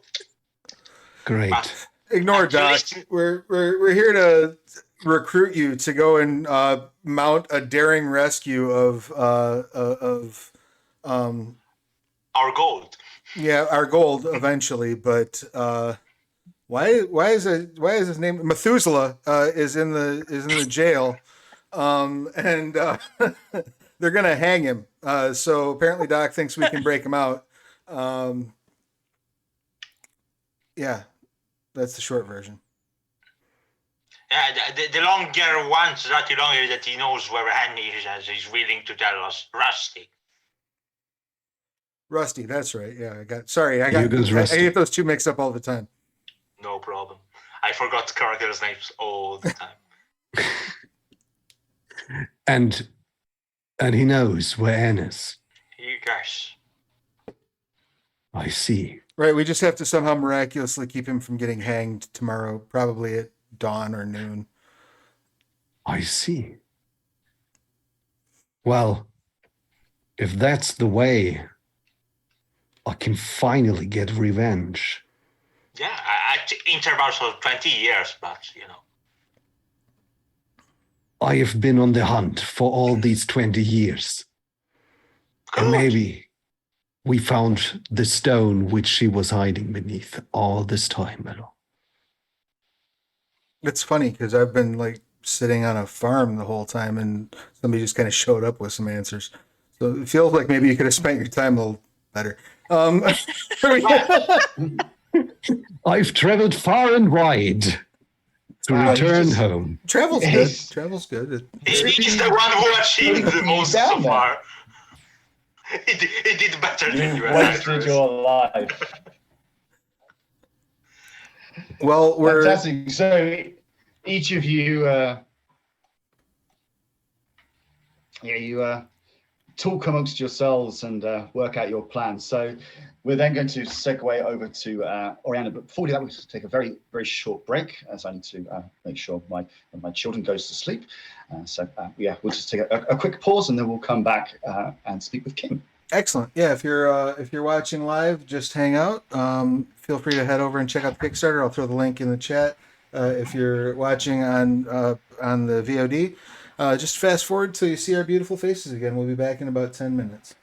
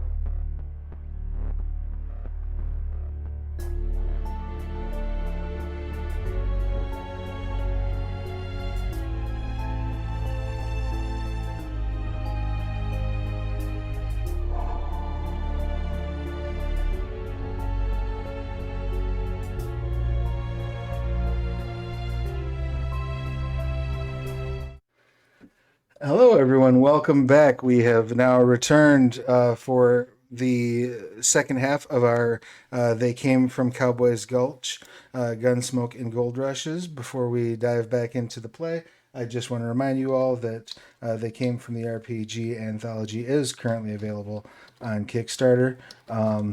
At last time I looked, we were real close to hitting that goal. So if you've not yet done so, please head over there and support it. Check out the not only the base perks, but there's a lot of add-ons, a lot of cool things you can pick up, and gives you an opportunity to help us decide what the next genre that will be added to the book will be. So I will stop being promotional and hand the reins back to our glorious director, Chris Jones. Fantastic, thank you. So we've met most of our cast in their older form, but what we haven't seen is Oriana Oro, our gunslinger. So Kim, bring us up to date. What's happened with our gunslinger? Oh, after the mine incident, she decided that she didn't want to deal with that, but she saw that how effective being on the business end of the gun was, and decided, hey, maybe if I learn how to do that, maybe if I get my own gun, maybe I can convince people to give me their money instead of me slinging a heavy pick.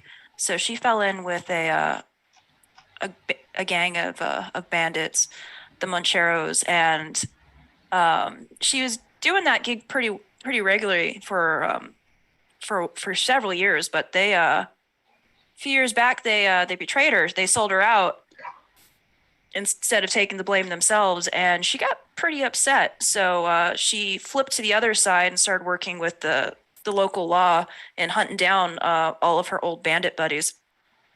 And it's like take them in for the cash or gun them down. Either way, she feels pretty good about it, about how things are going. It's definitely therapeutic when they're dead. They can't betray you anymore at that point. So she's got a couple good bounties to her name, but she's just riding around, doing her thing, wondering if Anne is still out there, notorious, ducking around like a jackalope. Yeah, and there's been no sign of it, but there's a bit of a running theme of our Western game, the therapeutic power of murder. Killing. Yes, yeah, exactly. Who would have thunk it? So yes, you and the Moncheros, you had that falling out. You've a betrayal upon a betrayal upon a betrayal. Really, it's just stacks and stacks of this. So we catch up with Oriana in one of the many saloons that dots the Old West. You've stopped for the night. You've had a long day riding horseback, searching from town to town, doing whatever it is that you do on any given day. And you sat down. Would you say that Oriana is a whiskey drinker or a beer drinker? I think that's the only two things on offer in the saloon. That's good. She drinks whiskey. Fantastic. So yeah, 2 fingers of the finest gut rot. Placed in front of her, sat there listening to the pianist plinky plonky out there, lovely song. Yeah, you're just relaxing, doing whatever it is you do to relax. You take a sip of your whiskey, and you hear a voice behind you. Oriana, as I live and breathe. You don't recognize the voice. Are you looking to breathe? You don't know me, but you know my brother. I'm Eli Bullock. You shot my little brother, Sweetie Bullocks. If you're going to shoot, why not in the bullocks? I'm calling you out, Oriana. You murdered my brother. You murdered all for the Muncheros. I can't let that stand.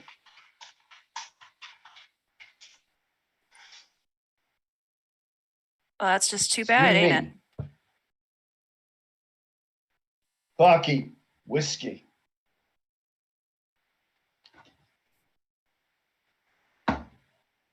Last one for the road. First one of the night. I intend to live. Oh. You know the sound of thunder, don't you? You what now? So that is her quip. She's gonna quick draw. So she's gonna use her fastest gun in the West trope, which allows her to use quick draw for free, regardless of whether or not it's been used. And she's gonna shoot him. Okay. Yeah, well, he's stood there. He's just put his shot glass down on the bar. You're sat down. You've probably got your boots up on the table, relaxing back. They're very Han Solo-esque pose, I guess. Oriana shot first. Yes. Yeah, definitely. It's like, That's what I'm I'm gonna I challenge you to a duel. I'm guns drawn at sunset. Nah, fuck it. Gone. Very fitting Not playing. behavior from the writer of Interstellar Starship, I must add. The cinematic basically breaks any initiative order or whatever and just lets the gunslinger shoot. Yeah, so gunslinger, shoot me. So dexterity or cunning, I think I'm fine with either of those two, and clearly we're going to pair that one with aim. Yeah, her they're both the same score, but she's being quick, so it is going to be aim with dex, and then she used her quip, which is 1 dice. Yeah, let's keep track of those because we're going to hopefully see those come up a bit more, get a few more dice out of them. So let's see. You know what? Be 3 good if I- successes. I think that's pretty good actually. So I'm actually going to award you directorial control. You've used one of your tropes, so it seems appropriate. So she takes a shot, takes her drink, she tips it up. She drinks it, slams it down with her other hand. She pulls her pistol from its holster and shoots him square between the eyes.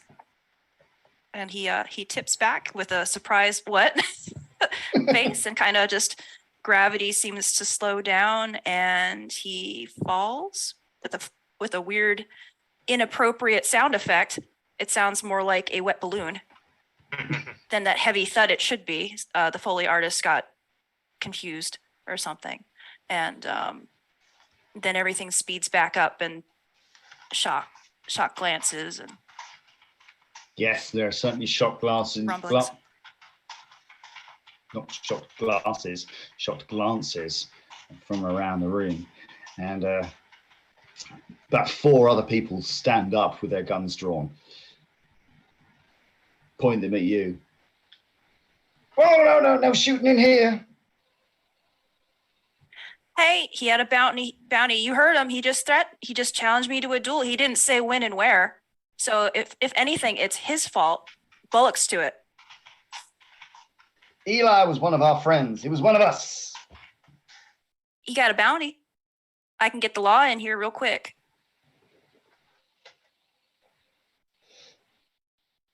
Boys, it's time to shoot. I'm going to take out this traitor in our midst. You watch her. She's got fast fingers. They seem to be trying to maneuver themselves into reasonable positions so that they don't end up shooting other people. Like each other, that'd be great.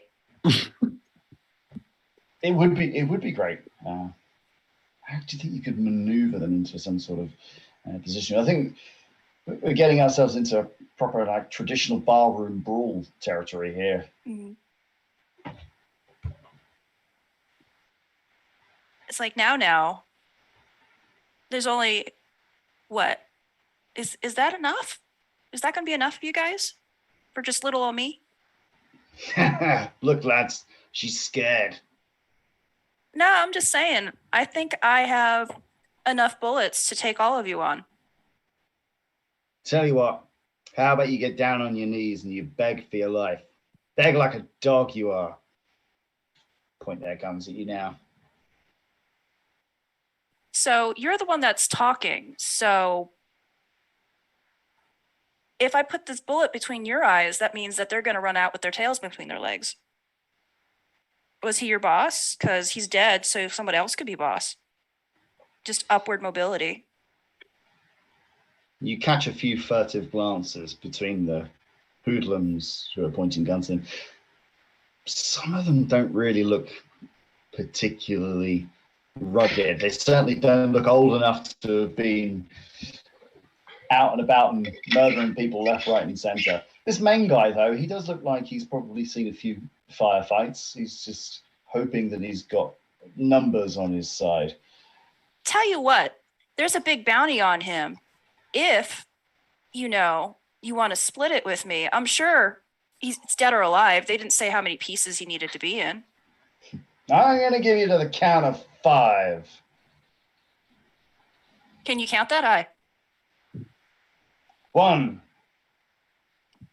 2. She already has her gun out, so 4. she's just going to fire again. Yeah. Excellent. like- yeah. Why am I going to let you count down? Yeah. This guy's not particularly sharp. He could have just shot you at the start rather than deciding to kind of threaten you and Got to do play a some little sort banter. of crazy weird hero there. Play chicken with someone that just shot somebody. Okay, cool. We'll play that game. I'll just shoot Yeah. you. Exactly. So yeah, you were correct. He can't count to 5 properly. That's 3. That 3 always gets everyone. It's a tricky one. So yeah, he's No. It's 2. You're on 2 now. You're still on 2. Oh. Okay. But yeah, she'll shoot him. Yeah, so shoots. Yeah, give me another same roll. Okay.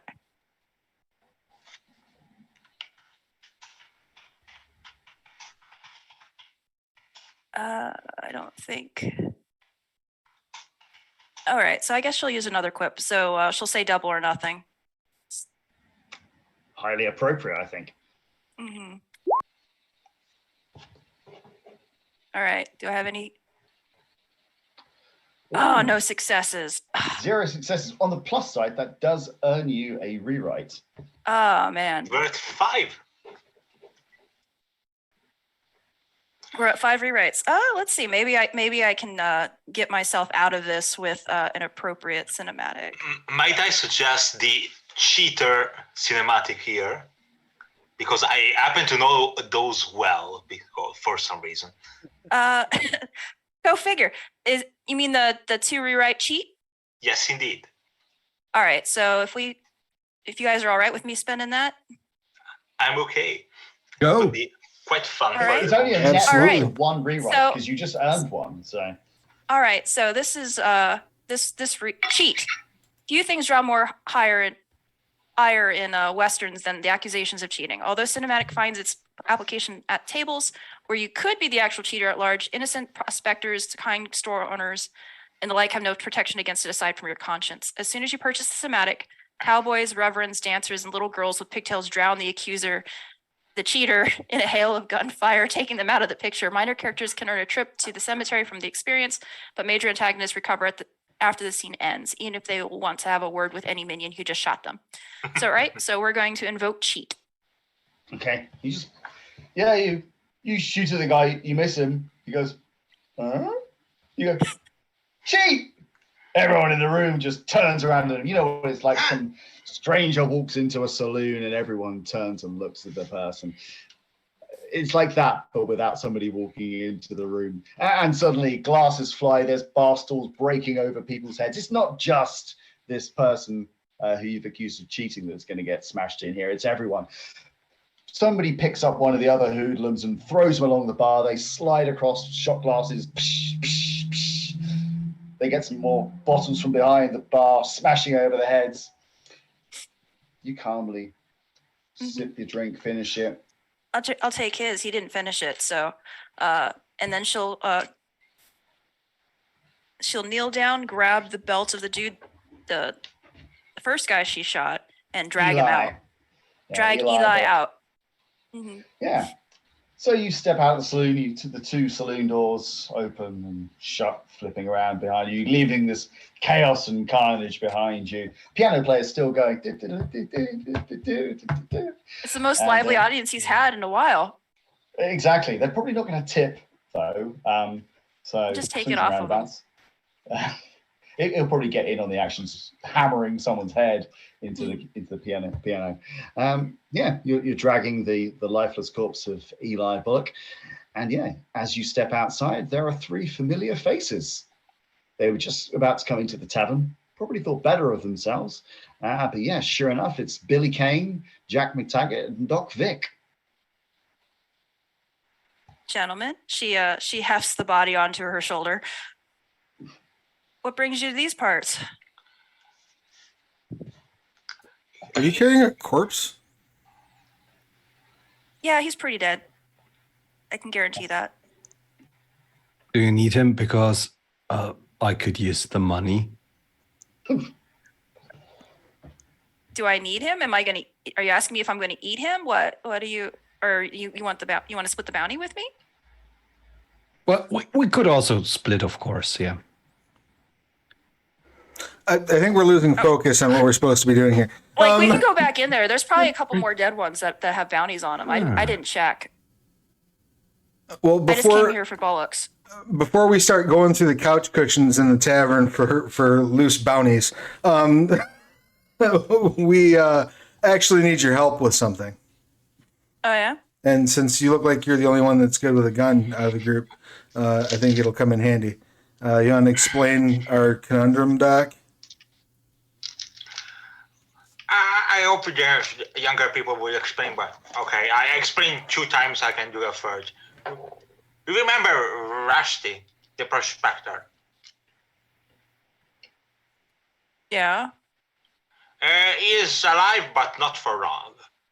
And he knows where Anne is, and they will hang him, and he wants us to free him before the... So, he can tell us. Didn't he always say he was well hung? He's about to be No. extremely well hung, and I didn't check, and I'm happy I didn't. and Judging by Rusty Sprocket's reputation around town, yes. No. I mean, to be fair, he's going to die any minute anyway, but we're hoping that we can get some information from him before he does, and it's going to be hard to do if he's swinging at the end of a rope. Yeah. Yeah. Generally, that's the worst time to be asking questions. It's too late. Yeah. He knows where N is. Oh. It's not like one of those Chupacabra sightings, right? He actually has seen her. So he says, I don't trust him, but it's the best opportunity to find Anne we have. Wait, so you want to try to break out from an execution a guy that you don't trust? Yeah? Doesn't that make sense to you? Don't you just break people out, and if he betrays you, you just kill him? Yeah, you really are the odd one in here, Jack. Yeah, I guess I'm. Is that a sheep? No, this is a mule. It's got some wool stuck on it from. It was inexpensive. It's a breed called Woolly Mule of the Appalachians. It's rare breed. Fits a lot. That explains a lot. It's just rolling around actually on a llama. Or... It's definitely a mule. There's 100% this llama looking things. It's a mule. It's trying to aspire to be something greater than itself. It wants to be warm in the middle of the desert. It has hopes and dreams. Yeah. Keep dream on, little llama. I think I have an idea maybe on how we might be able to get him out, but it's going to require crack precision timing and all of your skills will be tested to the utmost. It's probably heavy guarded. I'm certain it is. The town Well- hasn't that much personnel. We can make things work. What is it in this town or like the next one over? Because I got to Oh, go yeah. over to the sheriff anyway to turn this. Oh, I've Bag. been to that town. Well, I this met a seems guy like there. This Oh, seems like it's a the reasonable hello time where I for live. our camera to fade to black as you move towards the next scene. So each of you does what you do. Oriana, you take your body and cash it in with the sheriff. It's not worth very much. Eli Bullock was unfortunately a very low-rate criminal, but he will pay for a first-rate main course at the very least. That's about it. But yeah, each of you then heads over towards the town of Laredo's Bluff, which is where Rusty Sprocket is being incarcerated. You get a good feel for the town. Obviously, Doc has a lot of familiarity with it because he's lived there. I imagine, Oriana, you probably passed through there on little jaunts and journeys over the time, and absolutely with Billy as our tracker, he knows every inch of everything out here. Yeah, it's a one street town. Everything hangs off of Main Street. Yeah, the people, there's a little church going on there. There's a couple of little shops, and in the center of town, you have the sheriff's office. It's one of those lovely wooden buildings that everything in the Wild West seemed to be made of.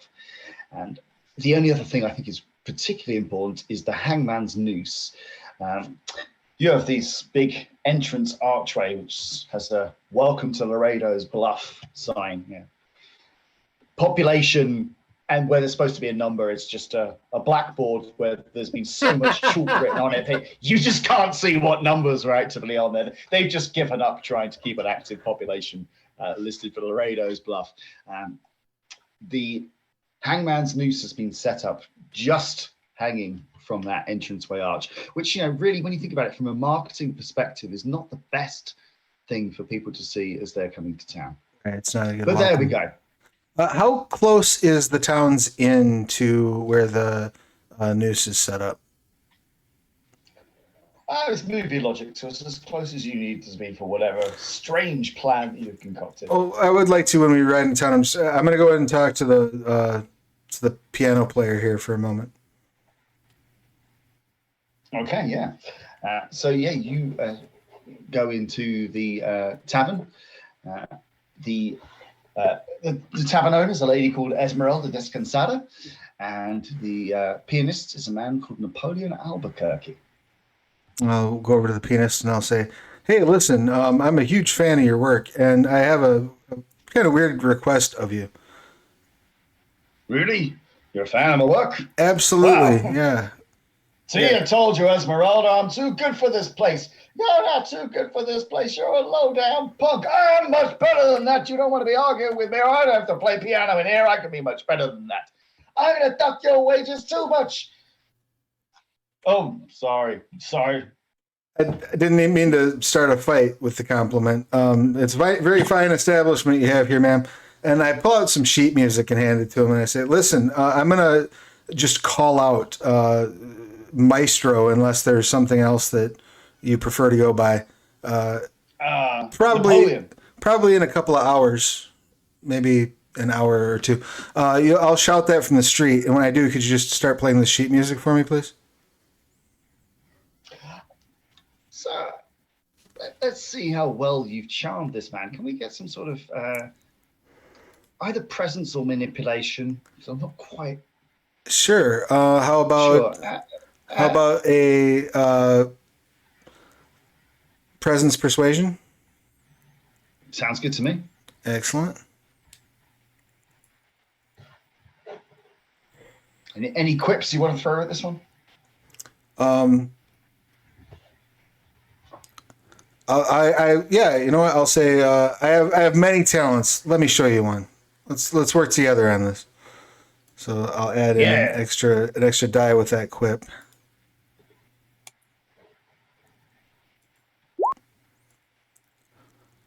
So that looks like a grand total of 1 success.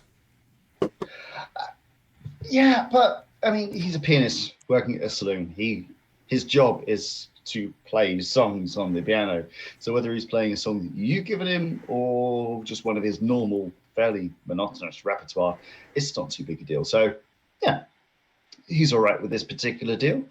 He's been flattered enough.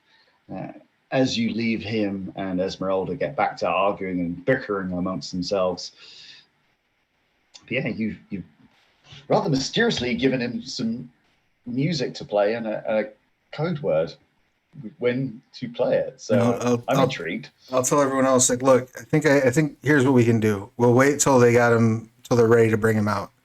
I will distract everyone, and you cut him loose and get out of town with him.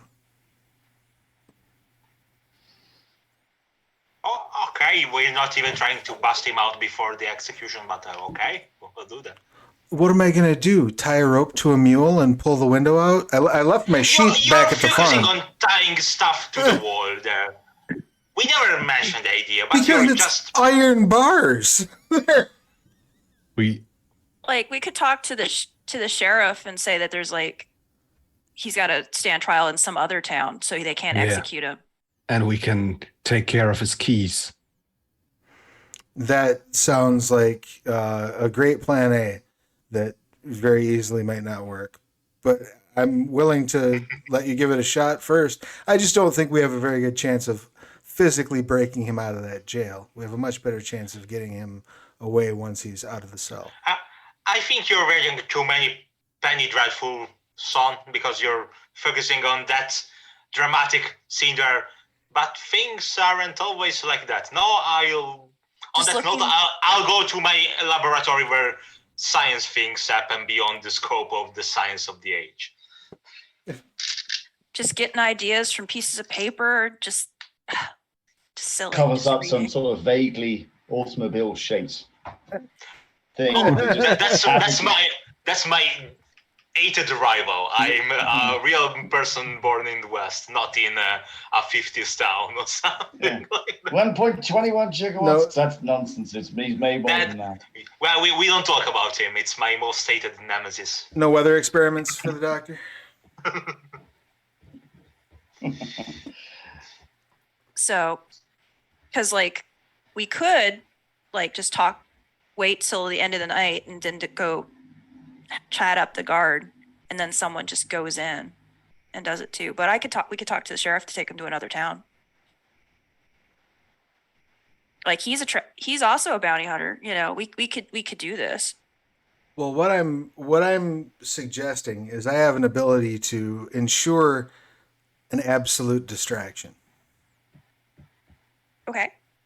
That's why I felt that it would be best if we wait till he gets out onto the gallows, and then I can just draw the town's attention while you simply walk away. We don't have to risk getting ourselves in jail, tipping our hand, anything like that. Okay. But if you want to try to, he's old, and I don't know if the mule and the nag are gonna make it. Rusty Sprocket will outlive the rest. Outlive all of you. well, then one of you who has a nice horse can give him the ride. Okay. If we do. If okay, so what's the distraction? Do we get to know, or will we just be pleasantly surprised? I mean, it's up to you. I can let you in on it, I suppose. What's the signal? Or are we supposed to just like I'll ask. pop up? I've just spoken to the pianist over here, lovely man by the name of Napoleon, who I'm told is very good at his job. I will cue him to start playing me a song, and then you'll be able to just get to work. That's good Okay. enough for me. Okay, we'll try it. I can work with that. Yes. And look at the bright Great. side. If I fail, all you'll have to do is like shoot the rope while he's swinging there. It'll be fine. You got Yeah. that right. It's Or an easy fish in a shot. barrel. It'll be great. Yeah. See. Perfectly not hard, but yeah, we can do it.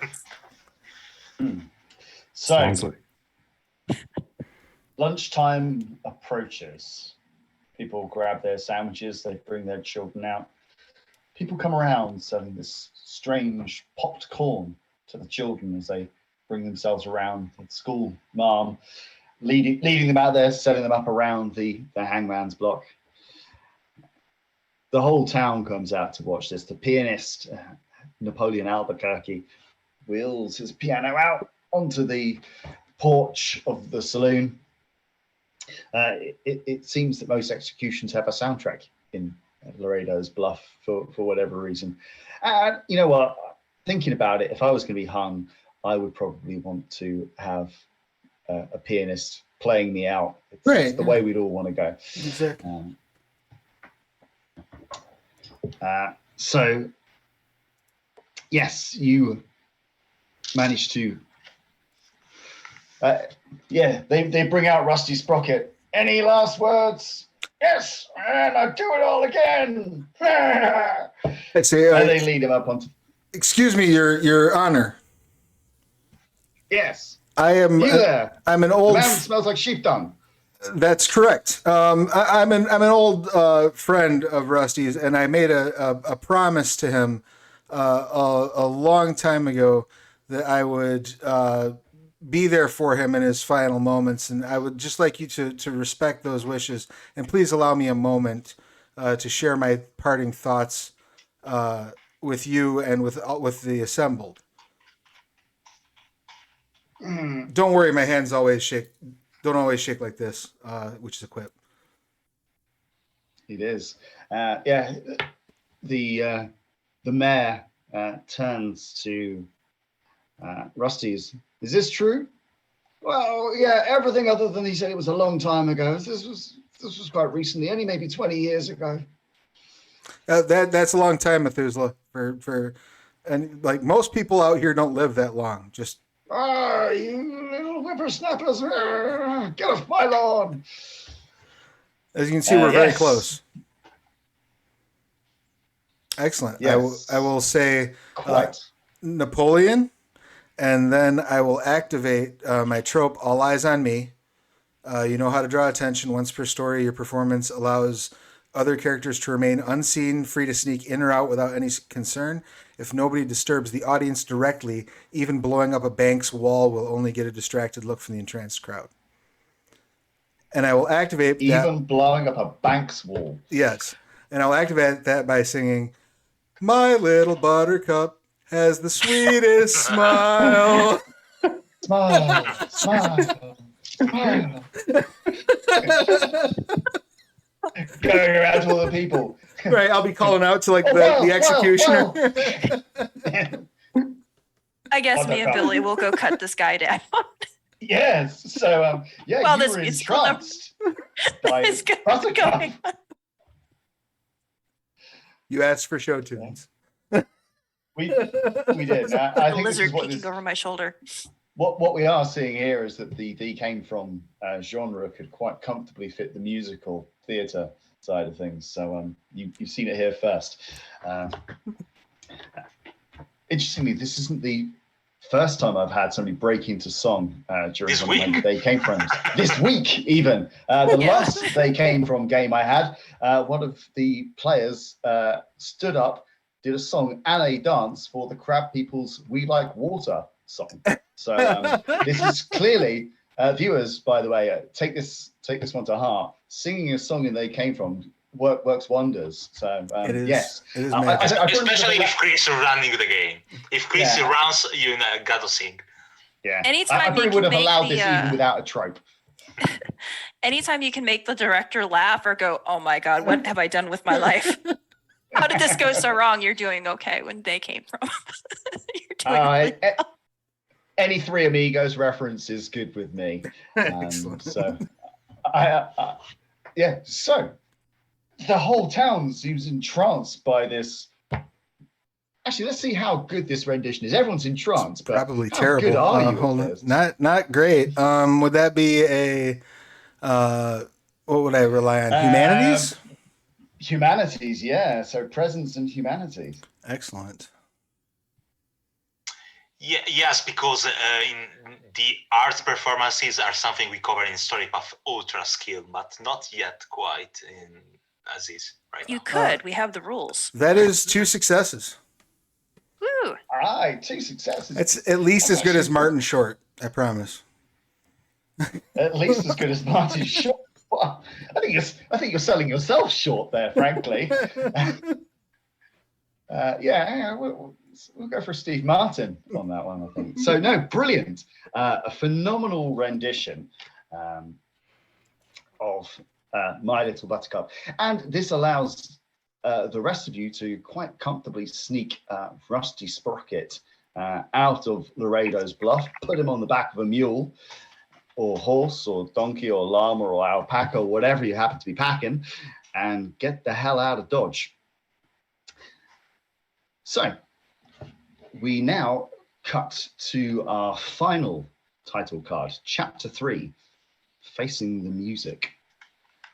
So you get the skinny from Rusty Sprocket as exactly what is going down.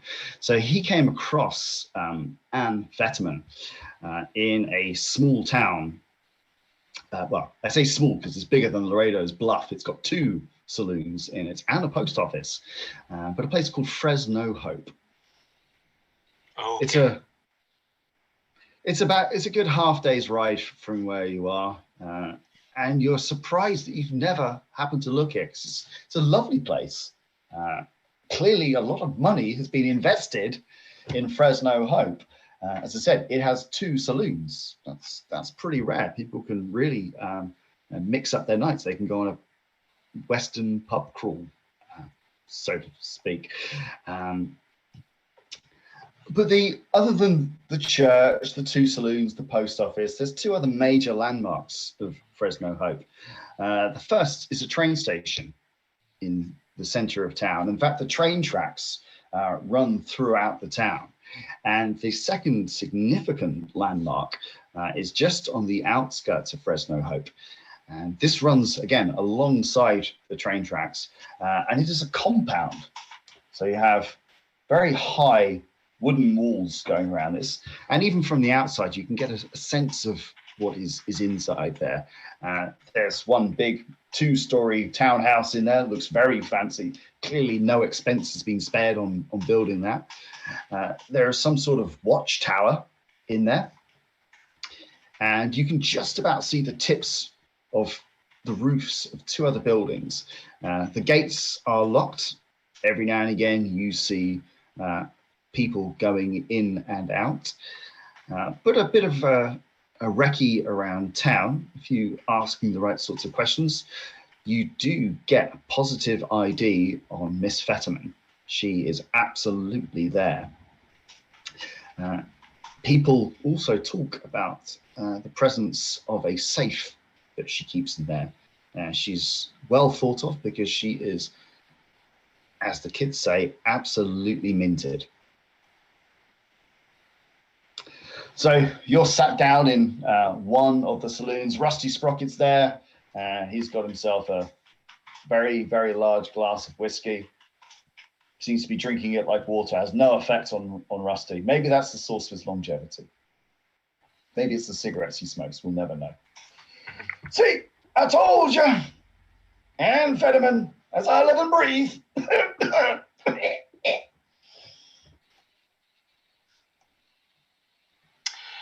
Okay, Rusty. I'm getting too old for this, and that's the thing doesn't seem to affect you, but I can feel life exiting my body and just anger staying there. So where is Anne, Rusty? She's in that compound. Wait a Over second. yonder. Wait a second. So she's the one that has been revitalizing this town? How should I know? I just know that's where she is, and I know she's got our gold. Well, it's just You that see me? I had heard a rumor about this place, and I would like to use another trope called Have Another. where people just open up to you recounting the wildest tales. Once per story, you can come up with a rumor you heard to add a detail, quirk, ongoing relationship, or secret involving any of the characters and locations of the current story, and ask the director to add it to ongoing events. The elusive safe hidden in a hollow cactus awaits. What I would like to do with this trope is be like, I've heard she keeps the gold on this table. right, no, I heard from one of there was a casino girl that was passing through that has done some work in this town, and she explained to me that one of her regulars works security there, and there's actually like a 30-minute break after sunset where there's a lap. There's just nobody is watching the doors of this place for like a half hour every day at sunset because everybody's off getting dinner. Wow. What do you know? That's amazing. Yeah, I can't believe that came in handy. I gotta say, Someone wrote good tropes for the chapter there. dinner is a very important part of life, but if I was them, I would have recommended having it at breakfast time. Start your day well. You can't go to sleep on a full stomach. That's just bad for your health. Everyone knows that. Well, and breakfast is the most important meal of the day. Exactly. But foolish youngsters that they are. So Okay. we're getting in this half an hour. And then we're going to find her. And then there will be a reckoning.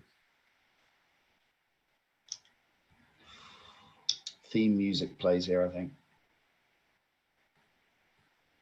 Yeah, although this might complicate Chris' life a little bit, I would like to purchase a cinematic here if the others agree, which is one of the strongest of the chapter, and it's called Unexpected Artillery. Are you bringing in a cannon? No kidding. We might bring a cannon, whatever, because the text says the cinematic reveals your character as a powerful weapon of some sort, like, for example, a Gatling or a statue of explosive, hidden in a coffin nobody bothered to check, inside the saloon piano, which is a one piece of art we got for the Kickstarter, in the proverbial horse mouth, so I can just lunge into my horse and take out a stash of dynamite, or in any other. It looks so emaciated; it can't eat. Poor thing. It's got a belly full of lead. Or in any other container the Lord placed on this sinful earth. The hidden equipment can be either used for combat, in which case provides an arsenal vast enough to support any acts of heinous violence and attack rolls for a single character until the remainder of the scene, or the side I'm purchasing this for ideally is for narrative purposes, where whatever the character kept stashed proves enough to raise a fort, tear down a prison's walls, or detonate a bridge. So it's a big boom. So, as luck would have it, at this time, big old steam train pulls into town. It's pulling munitions for the army. If the others agree to spend all our rewrites on that. Let's do it. Yeah. Yeah. Get us a train car full of nitrous. Yes. Players roll explosions. Nitrous. We're going like nitrous, like the Fast and the Furious Western edition. Or not nitrous. I'm sorry, nitro. It was a couple decades early. Too fast, too horsey. I like it. Yeah. Yes. So as luck would have it, you hear the whistle of the train, and as you poke your head out of the saloon doors. Thank you for the soundtrack there, Michele. Very I try to appreciated. make. I'm not a voice actor, but I have fun making voices and noises. Yeah, it takes a village to make a movie, so we're all here pulling in the same direction. Yes, this train has grinded to a halt. You can see all the heat coming out of the boiler in the cab. You can see all the smoke and steam coming out of the top. Huge trailer full of coal, and behind that, towards the back, you've got a few passenger trails, but there's a couple of trailers behind it that are just full of crates. And poking out of one, you can see a unspecified gun, because you haven't told me exactly what type of weaponry you want. But I think for the purposes of this, it's a nice silhouette of something. So it looks ominous, but we'll be able to find out exactly what it is when you specifically unleash it. Okay. Doc, I think this is our ticket in. So on that note, Billy Kane, you're sat at the saloon, you're looking at this train and all these munitions on it, and you see a familiar face. Someone else is unloading these munitions. Specifically, they seem to be taking off crates of dynamite from the other part of the train. They haven't got to whichever gun you've earmarked for yourself. But yes, you recognize exactly who it is. It's Brandy Brandit. She's got a lot of other people. She's got many people with her, so she must have brought Brandy Brandit's handy bandits. One of those handy bandits is also familiar to you, Jack. It's Dusty Scroat. Wow. Do I see that he's handling the dynamite? Yeah, they're all handling dynamite. And there's one other person that is familiar to Oriana. Now, they've hung right back. You recognize this person more from reputation than familiarity, but it's one of those renowned as the fastest gun in the West. It's the Whippet Kid. He's not a kid, by the way. This is a full-grown adult, so any and all violence entertained upon their person is totally acceptable. Does he look like his age, or does he have like an actual baby face, because we're going that route? No, he looks absolutely totally normal. You really have no idea where the kid part of the name comes from. Maybe he's just been famous for a long time. Maybe that's his actual name. You just can't get past those child acting years, I guess. Just can't get past that glory. Yeah, Played by Ricky Schroeder.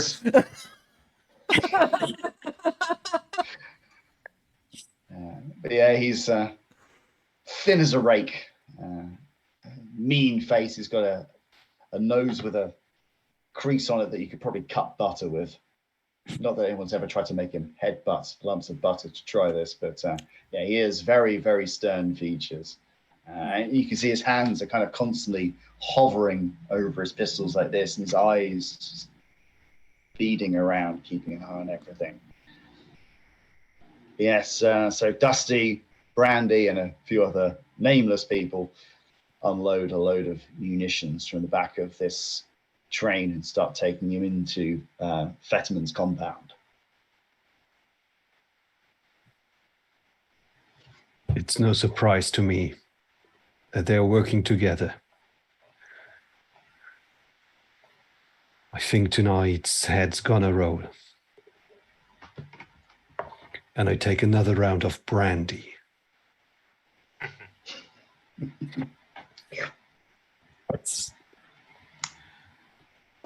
So then, kids, what's the plan? Got any room in your maneuvers for Rusty Sprocket? Well, I think I'm gonna use this one. And the doctor unveils basically around 50 years in advance those really huge cannons they made for World War I that deliver slugs across the absurd distances, and this is just a prototype from the army, but it's a huge barrel that is meant to do things that aren't really practical, but we're going for the spectacle here, basically. oh, Yeah, exactly. Someone in the props department went a bit crazy, but I like it. so not a stealthy approach. I spent free ride for that one, so no, it's gonna be a big boom. And here I thought it was gonna be like a plasma cannon or something. It's like we No. just stole it from the other set next door or something. Okay, cool. Big cannon. Years later, by the way, I'm sort of in our genre still. Yeah, many years later, the area that was once Fresno Hope is now become Area 51, and these wondering what this plasma cannon is. No alien bodies, but because Kim's chapter isn't up on the Kickstarter yet, and will be soon, so I'm not allowed to do previews like that. Oh. but there are some excerpts that just came out today. So definitely check those out. So Brandy Bandit and her handy bandits walk back into the compound. They take dynamite. They take boxes full of, well, who knows what could be in those. But the compound doors close. Thankfully, you know that at dinner time, people are going to clock off. They're going to sit down. They're going to have their supper. They're probably going to have a cup of coffee and, well, I was going to say they're going to have a cigarette, but they probably are continuously smoking, so that's not much of a shift. Yes, you have your hand cannon. So do we know where the vault is? Like, do we want to sneak in with that cannon and blow the vault door off? Or do we want to just blow the place up? It's a ballistic cannon, so we can't just carry it along with us. We just my plan was to blow up the wall. Being the operative word. Let's blow up a wall and chime in and see what things go. Train is currently parked in the town. It's stopped. The carriages are quite high, and they do rest. No, well, not rest. They are next to the wall. So if you climb to the top of a carriage, you could probably jump and get somebody in the compound. Okay. It's not an easy jump, but it's a doable jump.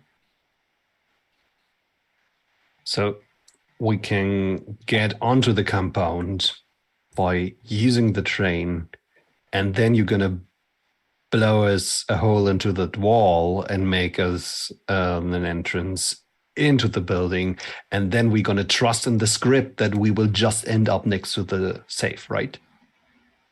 It'll work out perfectly. Just go with it. It'll be great. I like this plan. I don't see anywhere where it could go wrong. Not at all.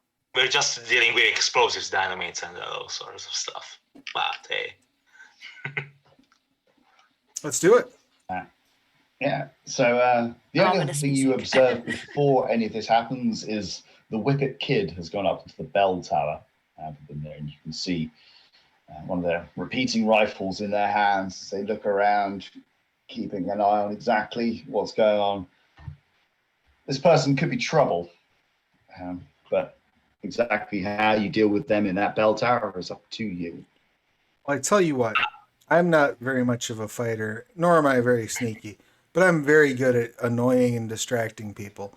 So why don't I go up to that bell tower, occupy our friend, while you all get the gold? He looks lonely. Maybe he could use someone to talk to. Sure, absolutely. Okay, so does that mean, Jack, you're going to try and sneak into the compound to get into that bell tower? Yeah, my hope was before. Oh, the bell tower is in the compound itself. It is, yes. Sorry. Oh, okay. So, yeah. Go ahead.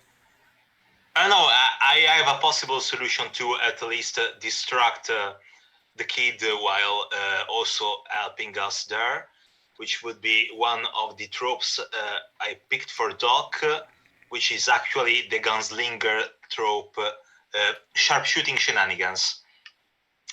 To basically do a Rube Goldberg machine by shooting at something and having it cause consequences there.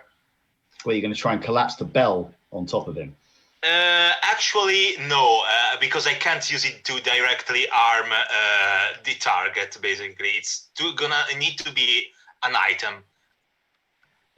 Basically, my plan was to it automatically succeed as an act of marksmanship. Use my rifle to shoot at Billy's rifle, have it drop down, stumble upon things, and shoot at a mule inside the compound, enrage the mule, and have it basically kick down the lantern right next to the dynamite they put in there, and have things boom. You're gonna start the Chicago fire? Yes, basically. Thanks for noticing the inspiration there. That sort of was the idea. We can have it be a cow to be more akin to the Chicago Fire. Oh, jeez. I'm a fan of anywhere where a cow suddenly shows up in a movie. And do pyromaniac stuff, basically. Yeah, Maybe Anne just cows are- wants like fresh milk, so there's just a cow in her compound. I think that think at it's fair to least- say Anne is quite rich. If she wants to be able to have a cow for fresh milk in there, she's probably got a couple, so she can have a semi-skimmed and a full fat. You know? This is my Right. diet cow. This is my weekend treat cow. So I expect the consequences of that to at least distract the kid, or have people very angry at him from below, those who survive from the blast and the flames and everything. So, and then we'll have a huge cannon. So I think, Yeah, double explosion situation. Love it. Love it. So, really, against all of your expectations, Doc takes out that strange gun with mirrors and lenses and whatnot. You just look at that. which are completely useless. Yeah, especially already you think that in a gun. It's a bit of a Crocodile Dundee moment, but he proves you wrong because truly, this is a gun. If I can use my quip, I'll yell, "Do no harm, morons!" and shoot like that. Yeah. So yeah, it goes exactly as you described. The bullet ricochets off of the Whippet Kid's rifle, which falls to the floor. Ping! Shoots out. Shoots a cow in the arse. Runs off. Knocks over a lantern, which goes, falls next to some falls on the fuse, which snakes its way throughout the compound. You see this man running slow motion, trying to jump on it. Cloud of dust rises up as this man splats into the ground. Did he get the fuse in time? Did he hell? No. Boom! First explosion goes off. And some of the dynamite they just brought in. It probably makes light work of a few of Brandy Brandit's handy bandits. Now expandy bandits. It's a quite strong trope. So it's a once per story to trigger that effect because you can describe what happens there. Yes, it's very directorial control, isn't it? Yes. The first bit of carnage has started. I'm happy for you all to be in the positions that you want to be, by the way. This isn't just some random, I can do this, ping, and you're like, oh, crap, Right. what are we going to do now? So this is planned, you're organized. So let's move our way across. Let's start with our man with no gun. We've gone from the perfect gun trick to man who's waiting to show it off. Billy Kane. Yeah, I'm leaning with my back against the locomotive, head drawn to the face, and as the explosion goes off, so turn around and start climbing that train.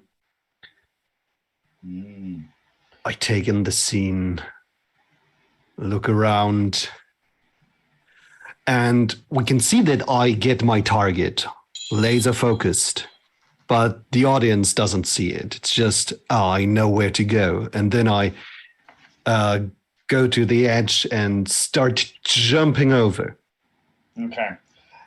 Well, we can't just have you jump over and just say it. We've got to roll for it, surely. So I would go with either resolve or might and athletics. I'm happy for you to choose whichever is better for you on this one. I'm Tom gonna Cruise didn't take. do westerns, but this sounds like the sort of stunt he tried to do. I'm still imagining him narrating his actions the entire time while he's doing Yeah, this, like He Scarlet has no inner Spider monologue. in It's all external. Billy Kane drinks some coffee. He looks at the other people in his group and he thinks, why are they looking at me so strangely? Because I'm talking to myself. I light a cigarette. Yeah. And as I jump, I say, nobody ever forgets. Nobody ever forgives.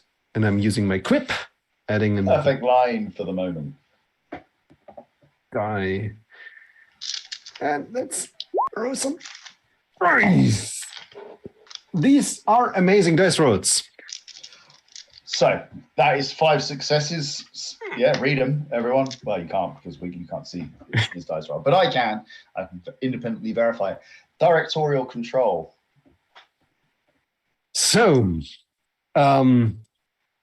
nobody actually sees the jump. It's just like camera is pointing at the ground and we can see him land, but he's looking incredibly cool doing this. And he's Picks up his hat. yeah. And he looks around and well, there's smoke clearing and we can see the entrance to the main building. And there's just some random bandit and he picks up one piece, a very handily placed bandit. And I pick up a piece of broken scenery and kind of joltly throw it at him. And completely ignoring the effect, I'm seeing just the tip of a hair disappearing behind a window.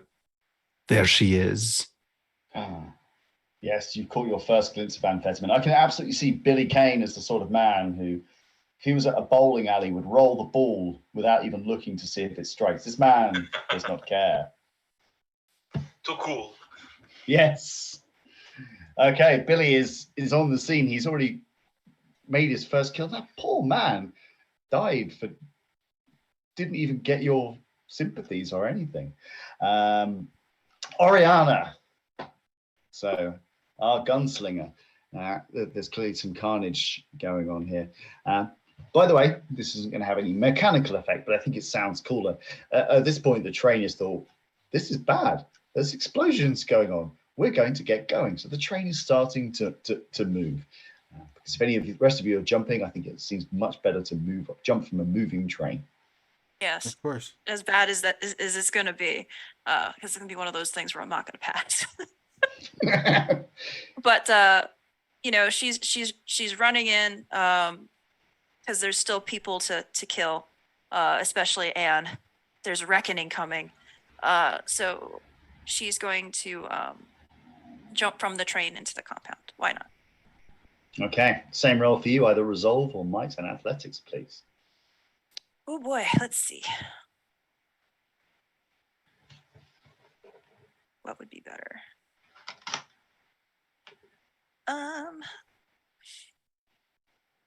Well, I guess this is kind of a risky thing, so double or nothing would be kind of appropriate. Yeah. But all right, I'll do this with resolve because it's like, oh boy, this is a jump. Moving train. Moving train. Gotta time it. But yeah, double or nothing. Let's see if this will work. If not, this is gonna hurt.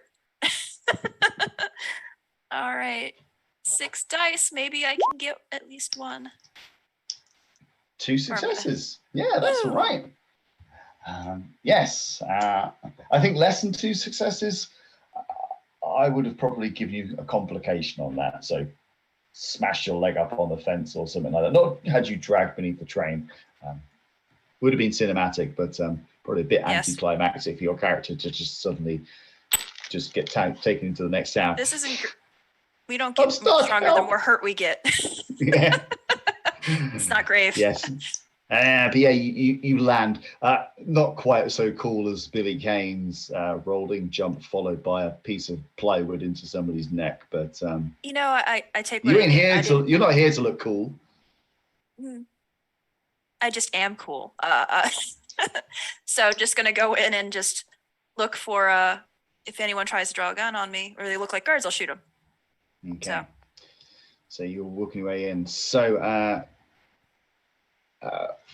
right. So you are in, which leaves us with Jack. I'm going to turn to Doc and point at the gun and say, should we do this outside? Like the big gun that we haven't fired yet? which is a quip of mine. The voice of reason in the group. But I have a big cannon here, and I'm gonna use it. So whatever you want to do, do it fast. Well, I thought if I can help you, I would. Okay. It's big. It looks like it would take a lot of, if I can help you aim it. I'm just going to try Absolutely. to assist. Ideally, I would like to rely on something along the lines of like my knowledge of technology and intellect to help extra pack the cannon, like, do like a double packing of gunpowder on it, something to make it extra effective. Okay. Wow. I mean, with the intellect available between the two of you, we are going to blow more than the bloody doors off if we can potentially mix some of our 70s movies. That's my hope. My hope is that we'll be able to blow a big enough hole in it that it'll lead right to the gold. Yeah, the dice pool I was gonna propose to aim this ballistic cannon was indeed for me technology plus intellect, which would be 9 dice, and hopefully get some results, because before I didn't exactly do that. So, being that McTaggart is helping you out here, let's have Travis. Can you roll me intellect and either aim or technology, and all your successes you get will count as enhancements for I made that roll. I also did work in the quip because I said should we do this outside, and so that came to a total of 4 successes. So that's 4 enhancement for you there, Doc. Yeah, okay. Wow. 9 dice, 4 enhancement. This is going to be brutal. Okay, I'll want to try to add on one other one or make pips, which is doctor's orders, and which I'll alter a bit with doctor's orders. Fuck you! And fire the cannon. And I think that Travis' laughter would grant me that 2 additional dice. Yeah, we're good with that one. That's absolutely okay. amazing. Thank you. And okay. I'm surprised that made it through into the full quips, because I like to think that it is the full quip that is in the book. We don't need to hear any contrary. How many successes? We'll seeing about that, because 1 fell, so we're gonna reroll it. And okay, it's 1, 2, 3, then a 10, so it's 5 plus 4, 9. It's a bit of successes. Nah, sorry, it's not enough to get through the wall. Yeah, I know. I was looking for 10. Sorry. Maybe I should have clarified that before. No, absolutely 9 successes. You don't see that very often at all. Michele, I will pass directorial control to you for the results of your absolutely insane assault on this wooden wall with what did you even use? Okay, so basically the cannon fires its first and last shot. At the moment the slug exits, it shows up like those rifles in the Looney Tunes cartoons that open up like a flower, basically.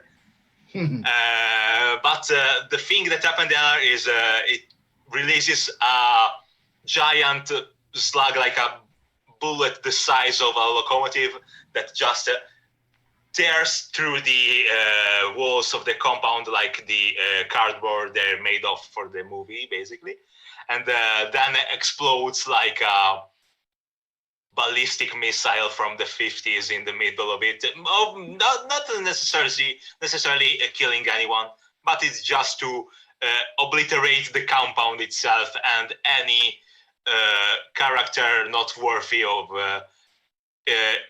being important, just that enough to survive the moment or deprive you of your climax, of course. Please. Yeah. So, as from our camera's perspective, we see this shot from behind. So, as you said, the end of the barrel just opens up, and the bullet doesn't do it justice. Really, this cannonball goes through there, and what we see is this the hole that just this neat circular hole through the gateways of this building, and we can just see all the way through as this punched a hole through One of the other smaller buildings in there, it's punched a hole through the building that has the bell tower in it. It's punched a hole through a man that's there who's just. Is it a model, or did they do it? Did we have the budget for a practical effect for that? I mean, this, to be honest, my opinion of the directors of Westerns is that these were absolute masters. These weren't people who would just settle for cheap sets. And I mean, we're in Spain right now as well, by the way. I know Italians have got their cornerstone, but it's all filmed in Spain. So it's a good solid set. Some good effects of this person who's looking down at the whole kind of death becomes her, like as this massive gaping hole in his stomach. And then the boulder cannonball hits what was this really fancy townhouse in Fetterman's compound, and boom, the whole thing explodes. And as you say, many low-level thugs from Brandy Bandits, Handy Bandits are taken out. Can we see the gold? I have not messed up saying Brandy Bandits, Handy Bandits yet. I'm going to look and see if we can see the gold through any of the holes. Yeah, so the two gates, perfect spherical hole in them, they then collapse. As you walk in, you can see a pair of twitching feet from sticking out from under them. It's a bit Wizard of Oz-esque. They're not wearing slippers or anything, though. Cowboy boots, of course. Yeah. And yes, sure enough.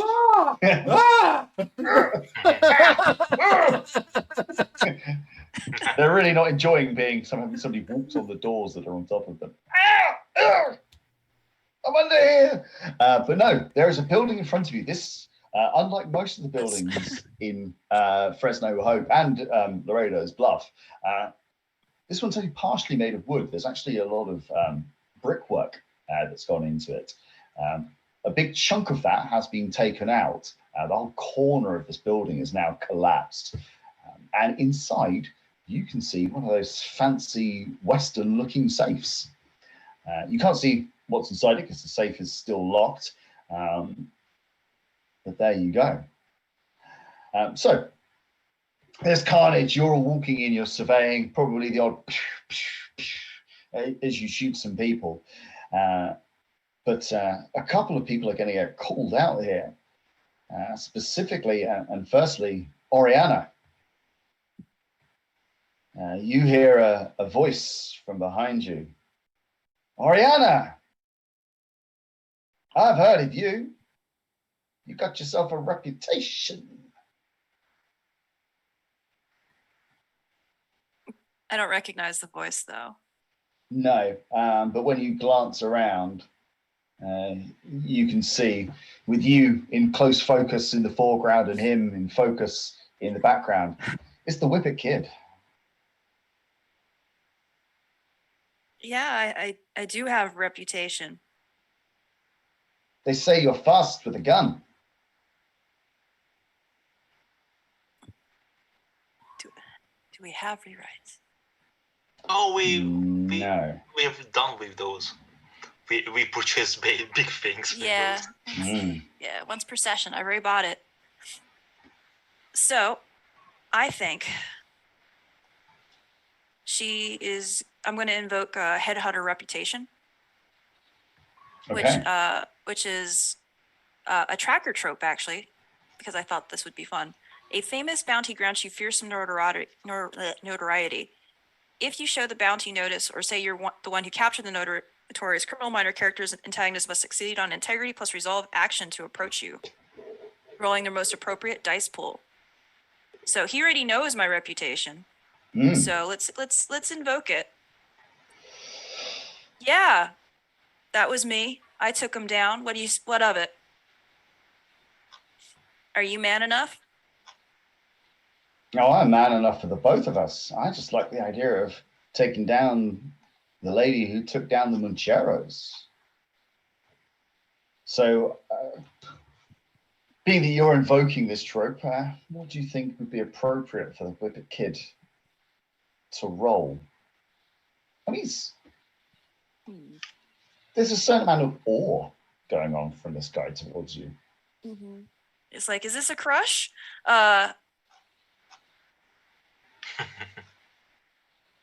like, this is a weird. I must kill the one I love, I adore thing. So maybe it should be a composure.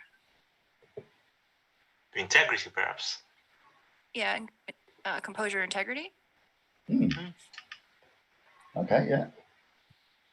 I like that. So from a composure perspective, he's actually quite good. He's used to calm, but he's a bandit. He doesn't have masses of integrity.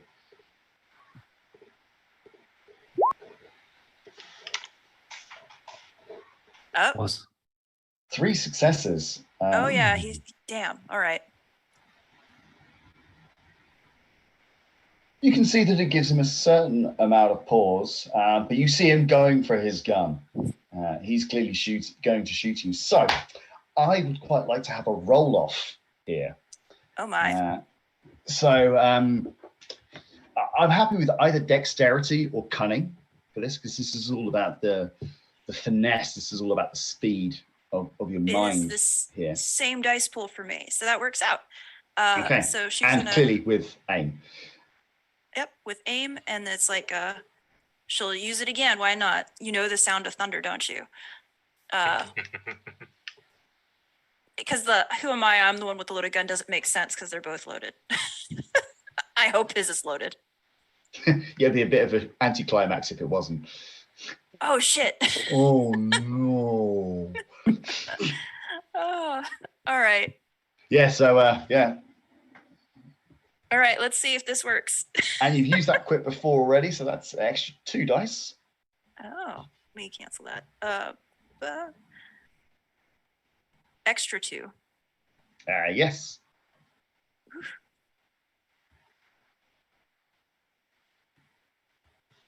All right, dice, let's be nice to me. Oh, dice bot. Oh, dice bot.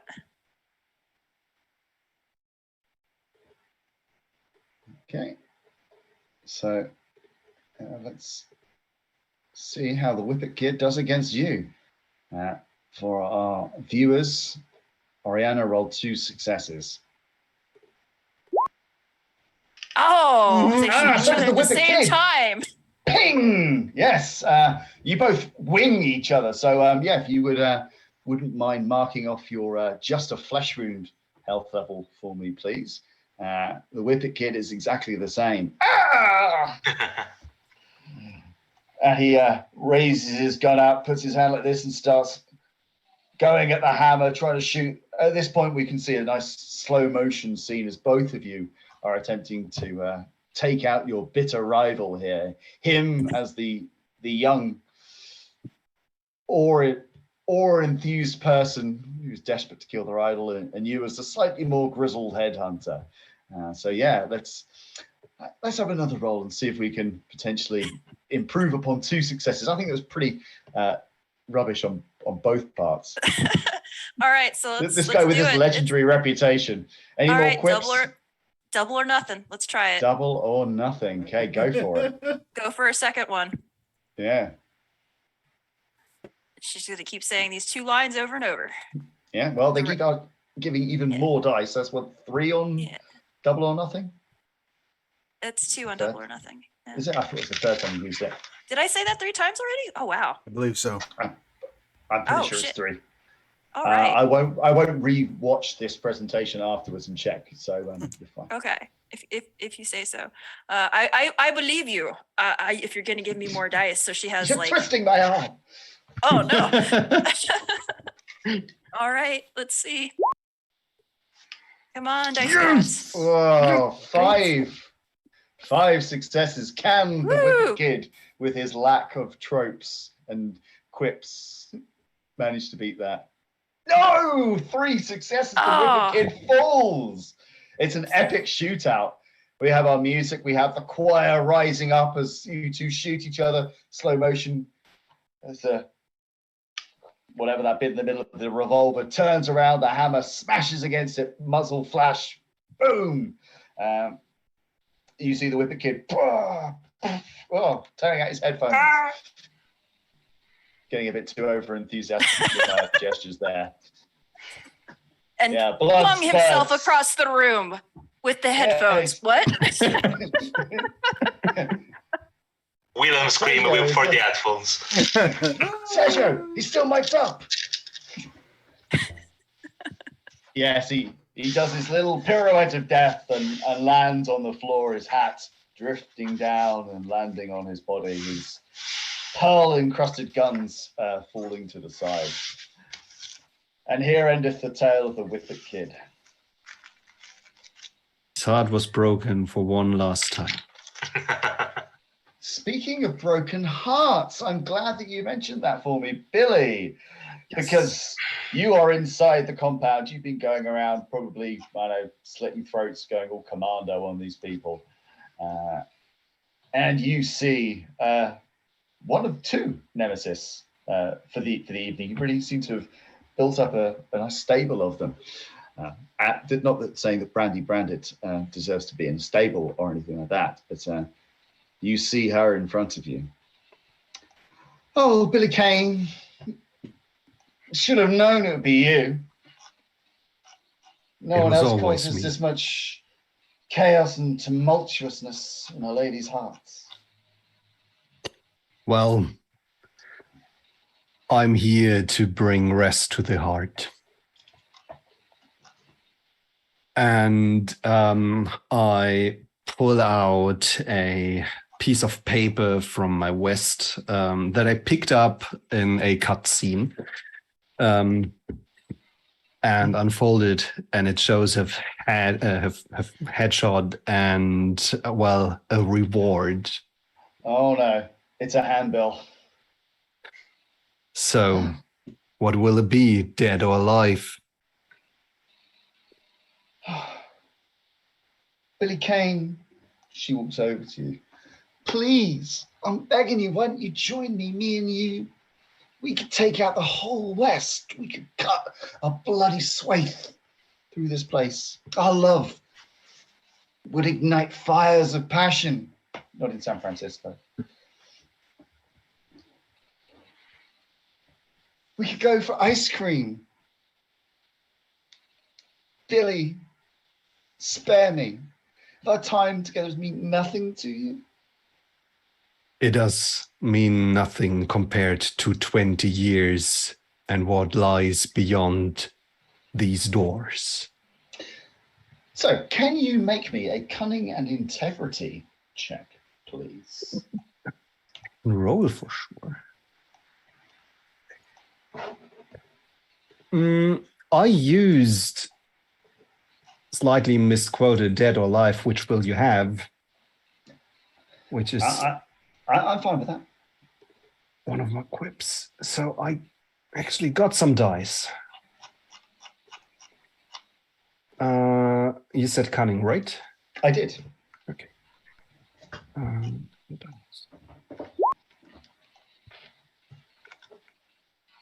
2 successes. 2 successes. So as Brandy Brandit shuffles towards you, kind of supplicating herself, begging for your forgiveness and hoping to try and win your heart over, you notice that one of her hands has reached behind her back and pulled out a great big Bowie knife. And she's just about to bring it round and try and go for the jugular. Great.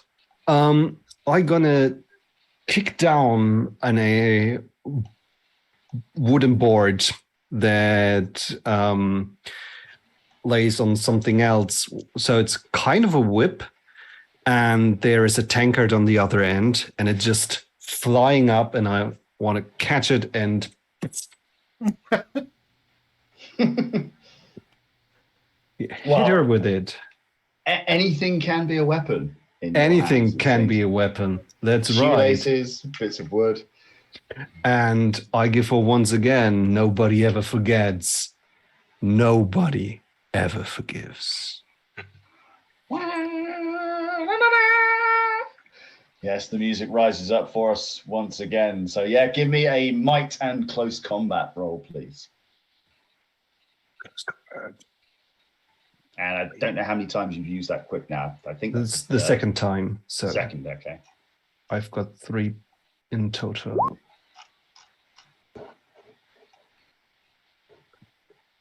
Okay. Okay, well, it's good. It's not enough for directorial control, but you smash her around the head with this. She is actually going to take a swipe at you with her Bowie knife. Great. Because, yeah, it was a good hit, but it's not enough to have taken her out. 2 successes against you. So, yeah, I think we'll keep this nice and simple, and we'll just have you remove your just a flesh wound health level, please. Got it. For anyone watching who's not read the newer rules, there's a much more simplified health level system in the new anthology rules, so it's don't need to worry about all the boxes. Keeping it nice and simple. Yeah. So, Oh, Billy Kane, you broke my heart. How did you do this to me? well, you broke the leg of my trousers, so we're kind of even soon. Charges at you with her knife. And I'm gonna throw her out of the window, hopefully. Okay, right, yeah. Well, let's have you make either cunning or dexterity in close combat for that then. Yeah. Gonna go for dexterity. Gonna be fast. I don't have any quips or tropes that would work for this. So. Oh! Oh, no, it's a failure. It does mean you now, by the way, have a rewrite in the pool. But she is going to take another slice at you then. Yeah, I tried to pick her up, but then our eyes interlocked and it was just, I can't. And she stabbed me and, well. I cannot do it. Don't know why I kind of went into a slightly Arnie-esque kind of voice there. I think I was actually going more McBain. I don't know. Yes, so she hits you. You can lose another health level. So I think we're going to move away from your little lovers tiff, and we're going to head back towards the dock and McTaggart. You are strolling into the now kind of flaming wreckage of this compound. There's lots of stuff. A cow runs past. Its backside on fire. Smells good. I say, Doc, do you have a stethoscope? Are you that kind of doctor, or no? I am all kinds of doctor. Yes, I forgot to do the doctor voice. Okay, I'll return to back to that. Can borrow your heart listener? Sure. And I have a trope for tools, but let's keep it just in case. I'll just give you my stethoscope. I'm happy without to announcement. have a stethoscope. Seems reasonable to me. Yeah, I'm gonna try to I'm gonna walk over to the safe and see if I can crack this safe. In which case, let's use my trope, which gives you a +2 enhancement for that, because I have a tool for that allows you to have a very specific tool once per session, if I'm not mistaken. Yeah. So See, there's it will headphones. help you a lot. Yeah, there's headphones Michele is wearing now. Well, the ones that are on the end of his stethoscope are that big. So yeah, they are. It's a good damn stethoscope. good. I'll say I have many talents. Let me show you one. This is my second time using that trope. Would that be what? Would that be larceny or technology to try to pick this safe? That'd be larceny. Okay. And I'm happy with either intellect or resolve. I will go intellect then. And that's 2 for the second time I've used the trope, correct? Indeed, it is. And is it 2 extra dice or 2 enhancement for the? 2 enhancements. Okay, excellent. All right. So that comes to a measly 1 success on the die roll, but with the enhancement that brings us up to 3 successes. Well, in my opinion, 3 successes is a great level of success in what we're doing here. So, yeah, tell me what happens. I'm popping the safe open. As soon as I get it open, what's inside? What have we got? Do I have directorial control to determine what's you've got directorial control. What is inside? Oh, look at all this. Look at all these government bonds. Looks like she Traded in the gold for these easy to carry pieces of paper. Here, Doc. Oh, single envelope. Yeah. That sure is perfectly useful and appropriate for our situation. Yeah, I'm gonna start shoving bonds like down my pants and up my shirt, so that like I've just got just bonds everywhere. But it does get rather cold in the desert at night, so that will help keep you warm. Oh no, so you weren't doing it to keep warm; you were stealing the money. Gotcha. Right, just steal the money. Yes, but it will also help me keep warm. It's a twofer. Yes, yeah. Yeah, I'll try to grab as much of the money as I can carry and be like, "We should go now." I don't think you believe in with my bonds. Hey there, VW. Long time no see. Jackie boy, how you doing? It's great to see you all. You turn around. It's Anne. Oh, you Jezebel! You're still here tormenting us. What do you mean I'm still here tormenting you? You came into my compound, you stole my money, you blew up my people. Oh, what have you done to Brandy, Tandy, Bandits? They're in an absolute state. Have you any idea how much that's going to cost me? And I've got to repair that door. There's a man underneath it. My townhouse, the Whippet Kid. You killed the Whippet Kid. He was great. And there's that man with a bit of wood in his throat. And oh, it's so sad. Oh, but mainly the money. You know what? Actually, the rest of it I don't really care about. Well, I just want the money back. We have the money. I don't think that's in your priorities of things to worry about. I'm going to use the last doctor trope I have, which is I've seen this before. Basically, once per story, you can tell a character which kind of terrible malady afflicts them, whether that's true or not. You scare them enough to give them a major complication on all rolls for the remainder of the scene. So I'm setting up things to deal with them, because it's clear from the dots and the patches on your skin that you're affected with a terrible case of Cowboy's Gulch. It's an illness where basically when you eat too much meat that has been treated by cowboys, you get a cowboy growing inside of you around the rib cage, and at some point he will emerge and say hee-haw and fly away and ride into the sunset. And only somebody as selfish and harebrained and uncaring as you would let this disease move this far, this fast in yourself. You should go get looked at. And I'm going to use the trope, you better listen to Doc. Even when rude or crass, people respect your integrity. Oh, you guys are just ganging up on her. This is not fair.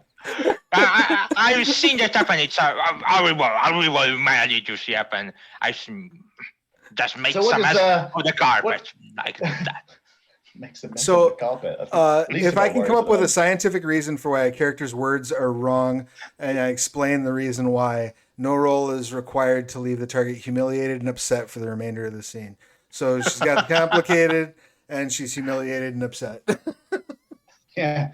So she starts blathering on about all these pills and other things that she's been taking. Like, I take all these. I take two of the big ones. I take some of these little ones. I take some uppers. I take some downers. I have this lovely little fizzy carbonated brown drink. I have a lot of that. In fact, I could really do with some of that right now. It's really good. I think that's really good. And she's saying all this stuff, and you're like, oh no, rubbish. Got nothing. I can already hear the cowboy emerging from your chest. Darn tootin', you read it? It was a cowboy. She kind of shakes herself around. You can almost hear her rattle as she jiggles. But yeah, doesn't sound like there's a cowboy inside her. Come on. Moving. But Anne, in her rather addled state of mind, which is frankly her at the best of times, has kind of taken this to heart. No, there's no cowboys inside of me. The cowboys are all out there. They're here. They're somewhere. They're not inside of me. They're definitely not inside of me. What are you saying? You should let the doctor give you a tonic to help. I'll tell you what tonic will help me. My money. Give me my money. No, not gonna happen. I Money. need this, and everything I do for the greater cause. I'm using the quip the second time for. Okay. Well, what if I use 2 guns? You didn't see that, did ya? 2 guns. 1, 2, 1, 2. I think I'll look at my partner here and just nod, and if Travis agree, we just try to shoot and see what. Well, happens. I think this would be an appropriate scene for us to cut back to It makes the sense, fights, of course. with Brandy and Billy to see how that is actually faring. Because is Billy actually going to make it to get his revenge, or is he going to suffer the slings and arrows of whatever is going on with Brandy Bandit, owner of the Handy Bandits? It's a bit of a death match. You guys are rolling around on the ground. It's probably a bit erotic, I guess. Yeah, it's the two of you just clawing at each other. It's a bit passionate. Yeah, probably pieces of clothing flying around, and we need to Billy end- Kane, you got wood. I'm actually very bad at this. Well, I think we need to tie somebody up because it didn't work in the first time, and now we have to have the callback to that. And Okay, you're going to hog tie Brandy Bandit. In fact, this might be a nice way to save her life. Maybe she could be reformed. Maybe she could make a great kind of house husband from you. Let's talk about that later. So, where do you get some? Is she wearing a corset? Oh yeah. I could try to use the strings from the corset. Oh, so you're going to take advantage of the slightly erotic fueled nature to undress her very slightly and then hog tie her. Yes. How very Wonder Woman of you. Okay. I think we got a great suggestion on Spencer of cinematics. Do you care to explain, Michaeli? You're muted, Mickey. Yeah. Kelly, you're muted, bud. You're muted. You're muted. Sorry. Just repeat all of that. It was a bad we can all dub. agree that sounds like a great Wasn't idea. much. So I just suggested the helpful pioneer cinematic, which has a helpful and hearty pioneer appear on the scene and help a character with whatever endeavor you're trying to do, no matter what, because that's just the spirit of the good-hearted people of the frontier. Well, I think we have established that Brandy Bandits, Handy Bandits are handy. Yes. Mm-hmm. It's a one success in one rewrite cinematic, or one or two, but for this usage, it'll grant a +1 enhancement to any role and provide the basic tools to do the thing. So just like not much. So in this just some case, rope like and a +1 enhancement. just so that I can get the visual, like you're working on hog tying this girl, and like a rodeo clown runs in and just like helps real quick. I'm happy with that.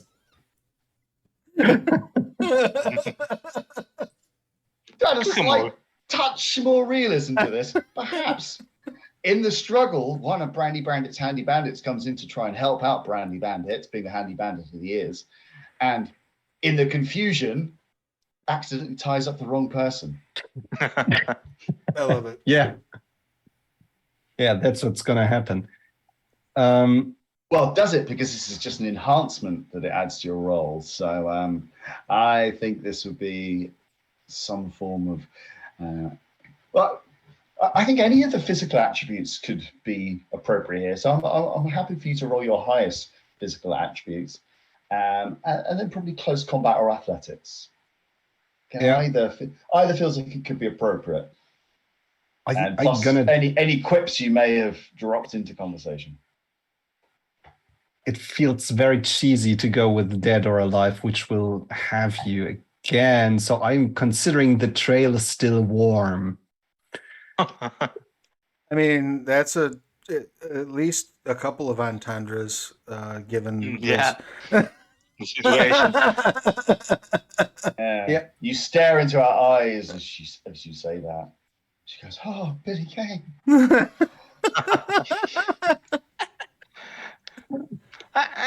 We're getting kinky here. I'm getting that vibe with ropes and stuff. Well, I'm not judging. You know, we have a lot of violence, so now we have to balance it out. There might be like Yeah. a gratuitous ankle or something, you know. Right, yeah, Get the exactly. Yeah. sensors in a tizzy. I I just just got, work with the characters that I'm given. Sorry. yeah. As any good director should. So So let's do this and not go into breaking any lines of Wales territory. I think I've got about as far with Brandy Brandit as I'm willing to go on camera. frankly. Good, because that would be my limit as well. Things we cut away for a second, and then it's just like, oh, that was great fun. Oh shit, now I'm dead. Okay, good. Here you go, dice roll. He said, and nothing happened. It's a very dramatic 2 pause. successes plus the enhancement from our handily helpful pioneer who, was trying to help out his boss, but did the polar opposite. And you thank them for their help by slamming them in the head, watching them thunk down to the ground. Thank you very much, partner. But yes, Brandy is hogtied on the ground. Oh, Billy Kane. Just kill me now. I can't bear this. And I couldn't bear to kill you. Billy Kane. She shouts as you leave the room. Just like the same as when you're bowling or blowing stuff up or all of that. I don't care. So you walk out, you head into where the combat seems to be at its very worst. Oriana, you've done some sharpshooting. You've taken out quite a few of Brandy Brandit's handy bandits, including, and unfortunately, one Dusty Scroat. He is dusted. There's nothing unfortunate about that. Go he through his did drop, pockets, see if he has my 422. Yes, a small amount of change falls to the floor. You see a coin spinning on a porch and a ticket to San Francisco and 2 vouchers for ice cream, one with Jack's name in it. Oh, nice. And that was the last. That's the last we heard of Dusty Scroat. But now the 4 of you move in on the last survivor of this compound, which is our very own Anne.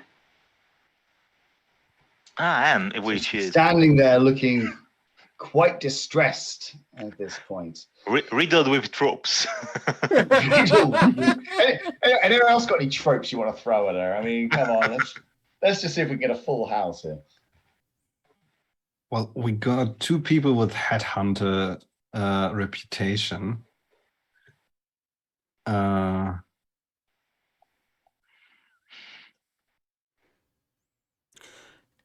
Yeah, that's all I got. As those 2 walk in the room, I think you used.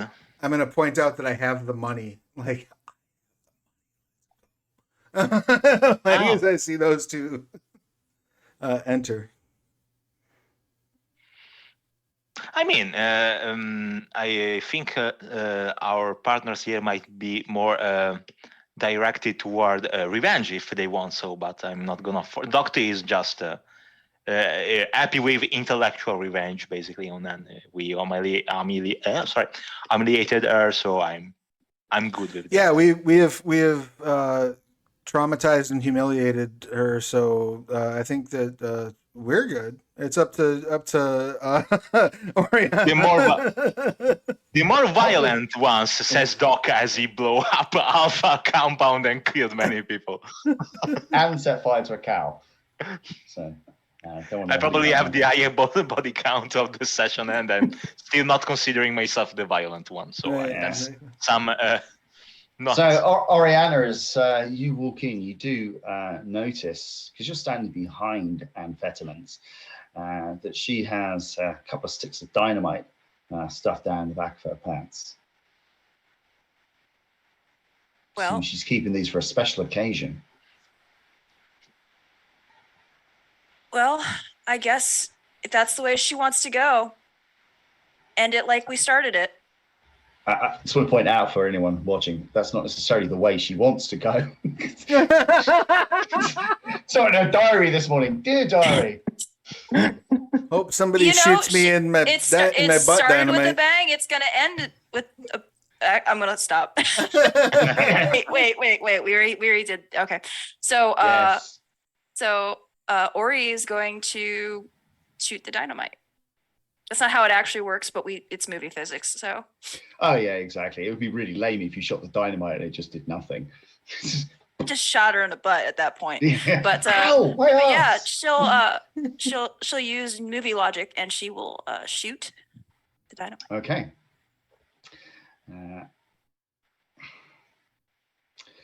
Now I'm asking myself, do I want to roll for this and have the chance of you missing, or do we just say that this succeeds because it's kind of cool?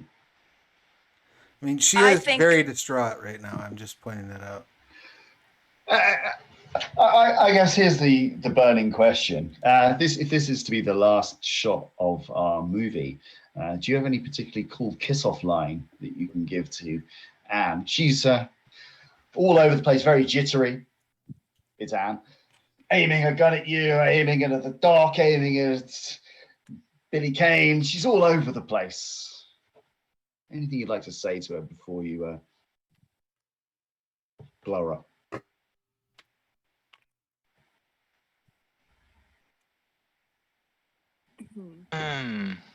I feel like I want to do a callback line, but it's like I forget what she said at the beginning. Now, I think it's Annie.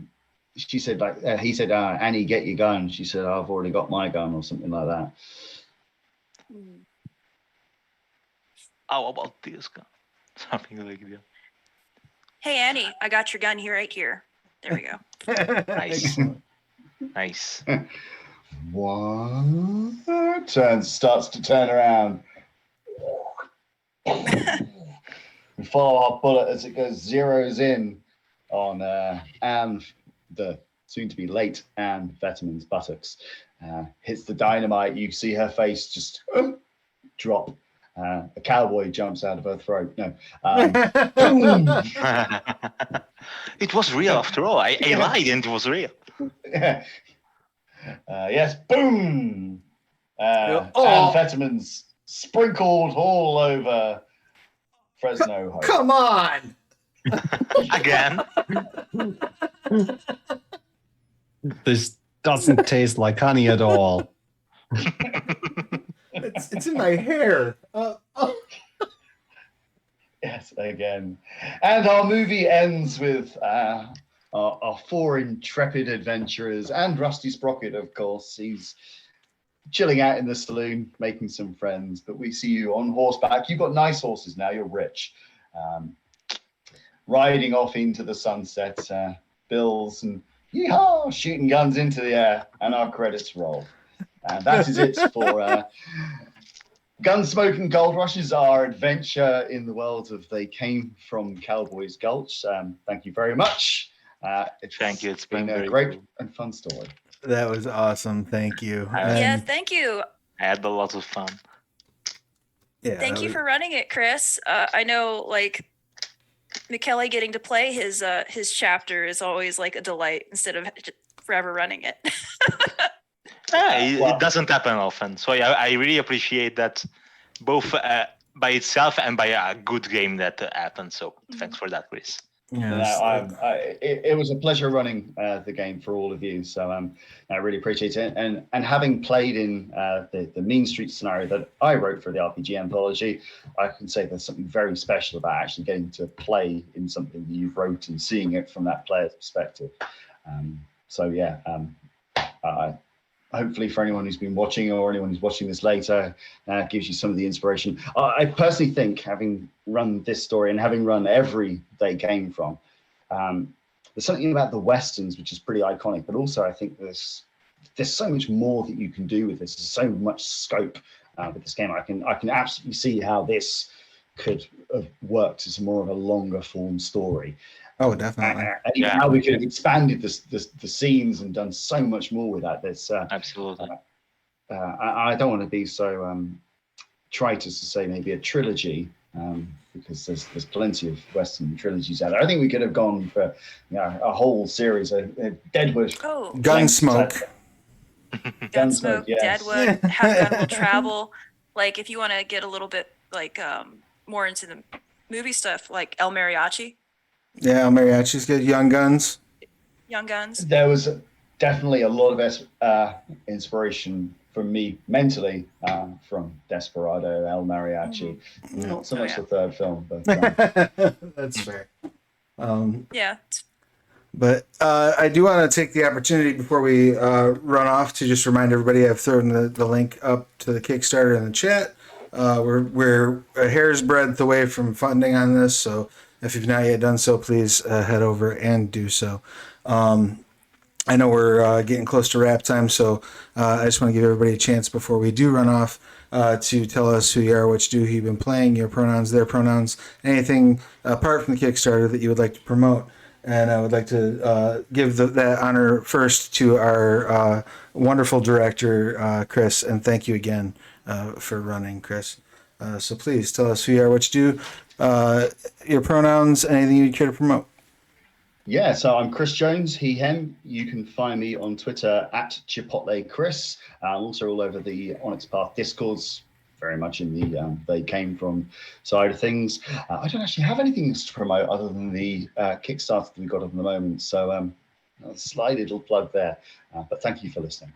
Rock and roll. Thank you for running. This was a hoot. I don't get to sit on this side of the GM screen often enough myself, so I really appreciate the opportunity to do so. Next up, Kim, your pertinence, please. All right. My name's Kim Godwin. My pronouns are she, her. And of course, I wrote Don't Open the Gates, which is the April Tasty bit for They Came From Beyond the Grave. Of course, there's lots of fun projects coming up. Of course, please support They Came From the RPG Anthology. It's been a lot of fun. I've done 3 of the actual plays.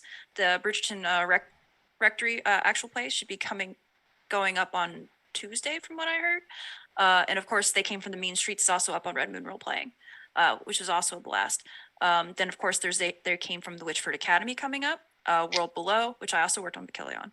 And then there's like all these other projects coming up. Same thing with Aegis. We run a lot of We're working on projects here Aegis at Mikele. too. Yeah. It's like, oof, a lot of work. So support that. But you can find me on Twitter, KimGodwin18.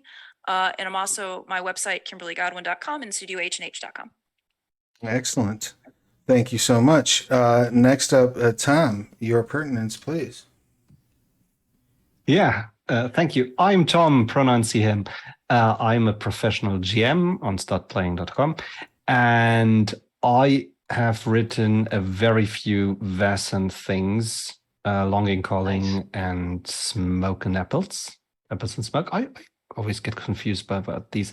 And I'm actually waiting for something rather big, also Vasan related, coming out of editing. But just a tiny bit more.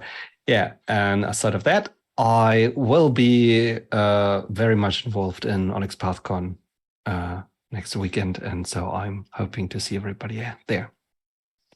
Thank you. I thank you for being here, and thank you for your involvement in Onyx Path Con. And I'm going to throw the link there to the Start Playing link, where you can coordinate with other players to run or join games. We're also going to be having a lot of the convention content on the Discord. The schedule, I believe entirely every event that's running on the convention is in the events channel on the Discord, so you can kind of see what's going on for the duration of the con. And then last but not least, that brings us to Mikele. Please, your pertinent details. Hello, I'm Michele, he, him, and You can find me on Twitter as long as it lasts, and Tumblr as at Ghost of Cinders, and also I hang around a lot on the Onyx Path Discord. As for what to promote, I think that I'm happy to say to support please the Game from Line and the Game from RPG Anthology and all the books that will happen. We'll have a Cycle to Escape and Classified still are up for backer kit and sorta soon coming out, and then Danger Zone, which for the Academy. So thanks for that. Please support Aegis and The World Below, where Kim and I did in the work together. As for a little bit more of personal things, I also wrote they came from supplement for the Story Path Nexus, which is They Came from a North Pole. It's the For Christmas movie. Travis and I played on that. And also just released, as part of the team, of course, recently Vampire the Requiem, Requiem for Rome, 2nd edition on the Storyteller Vault. I'm part of the team of that book, which is doing really well. So I do love They Came From. Please show it some love as well. And I've thrown the link to They Came from the North Pole in the chat. I also, as you mentioned, supporting the whole They Came From line. It started with They Came From Beneath the Sea, which is among the books that are 50% off in our Indie Press Revolution sale. So head over to the link to visit our partners at Indie Press Revolution, see what's on offer. We have several books, GM screens, dice, all sorts of stuff on sale over there at 50% off at Indie Press Revolution. I also, real quick before I forget, want to make sure that I mention that each week this month, we have a different set of bundles up at Drive-Thru RPG to celebrate Onyx Path Con and the anniversary of the founding of Onyx Path. And I've been Travis. My pronouns are he and they. When I'm not running games, I am writing them. I really cannot emphasize well enough, if you've enjoyed what you've seen, please go over and throw a few bucks at the They Came From the RPG Anthology Kickstarter. I've had a lot of fun, not only with this as a player, but Wednesday night we ran an actual play using the quick play rules, but in the They Came From Camp Myrtle Lake setting. And it was a riot. It was a hoot. If you're subscribed, you can watch that VOD now. If you're not, it should be on YouTube within a couple of days of this airing. Definitely check it out. It was a blast to run, and it shows that the material in this anthology can partner well not only with the genres within it, but within previously released material as well. So there's something in here for everybody. I implore you to check it out. And on that bright, shiny note, I will let everyone get back to their day. Till then, take care of yourselves and each other, wash your hands, wear a mask, and we'll see you again real soon. Bye, everybody. Bye, everyone.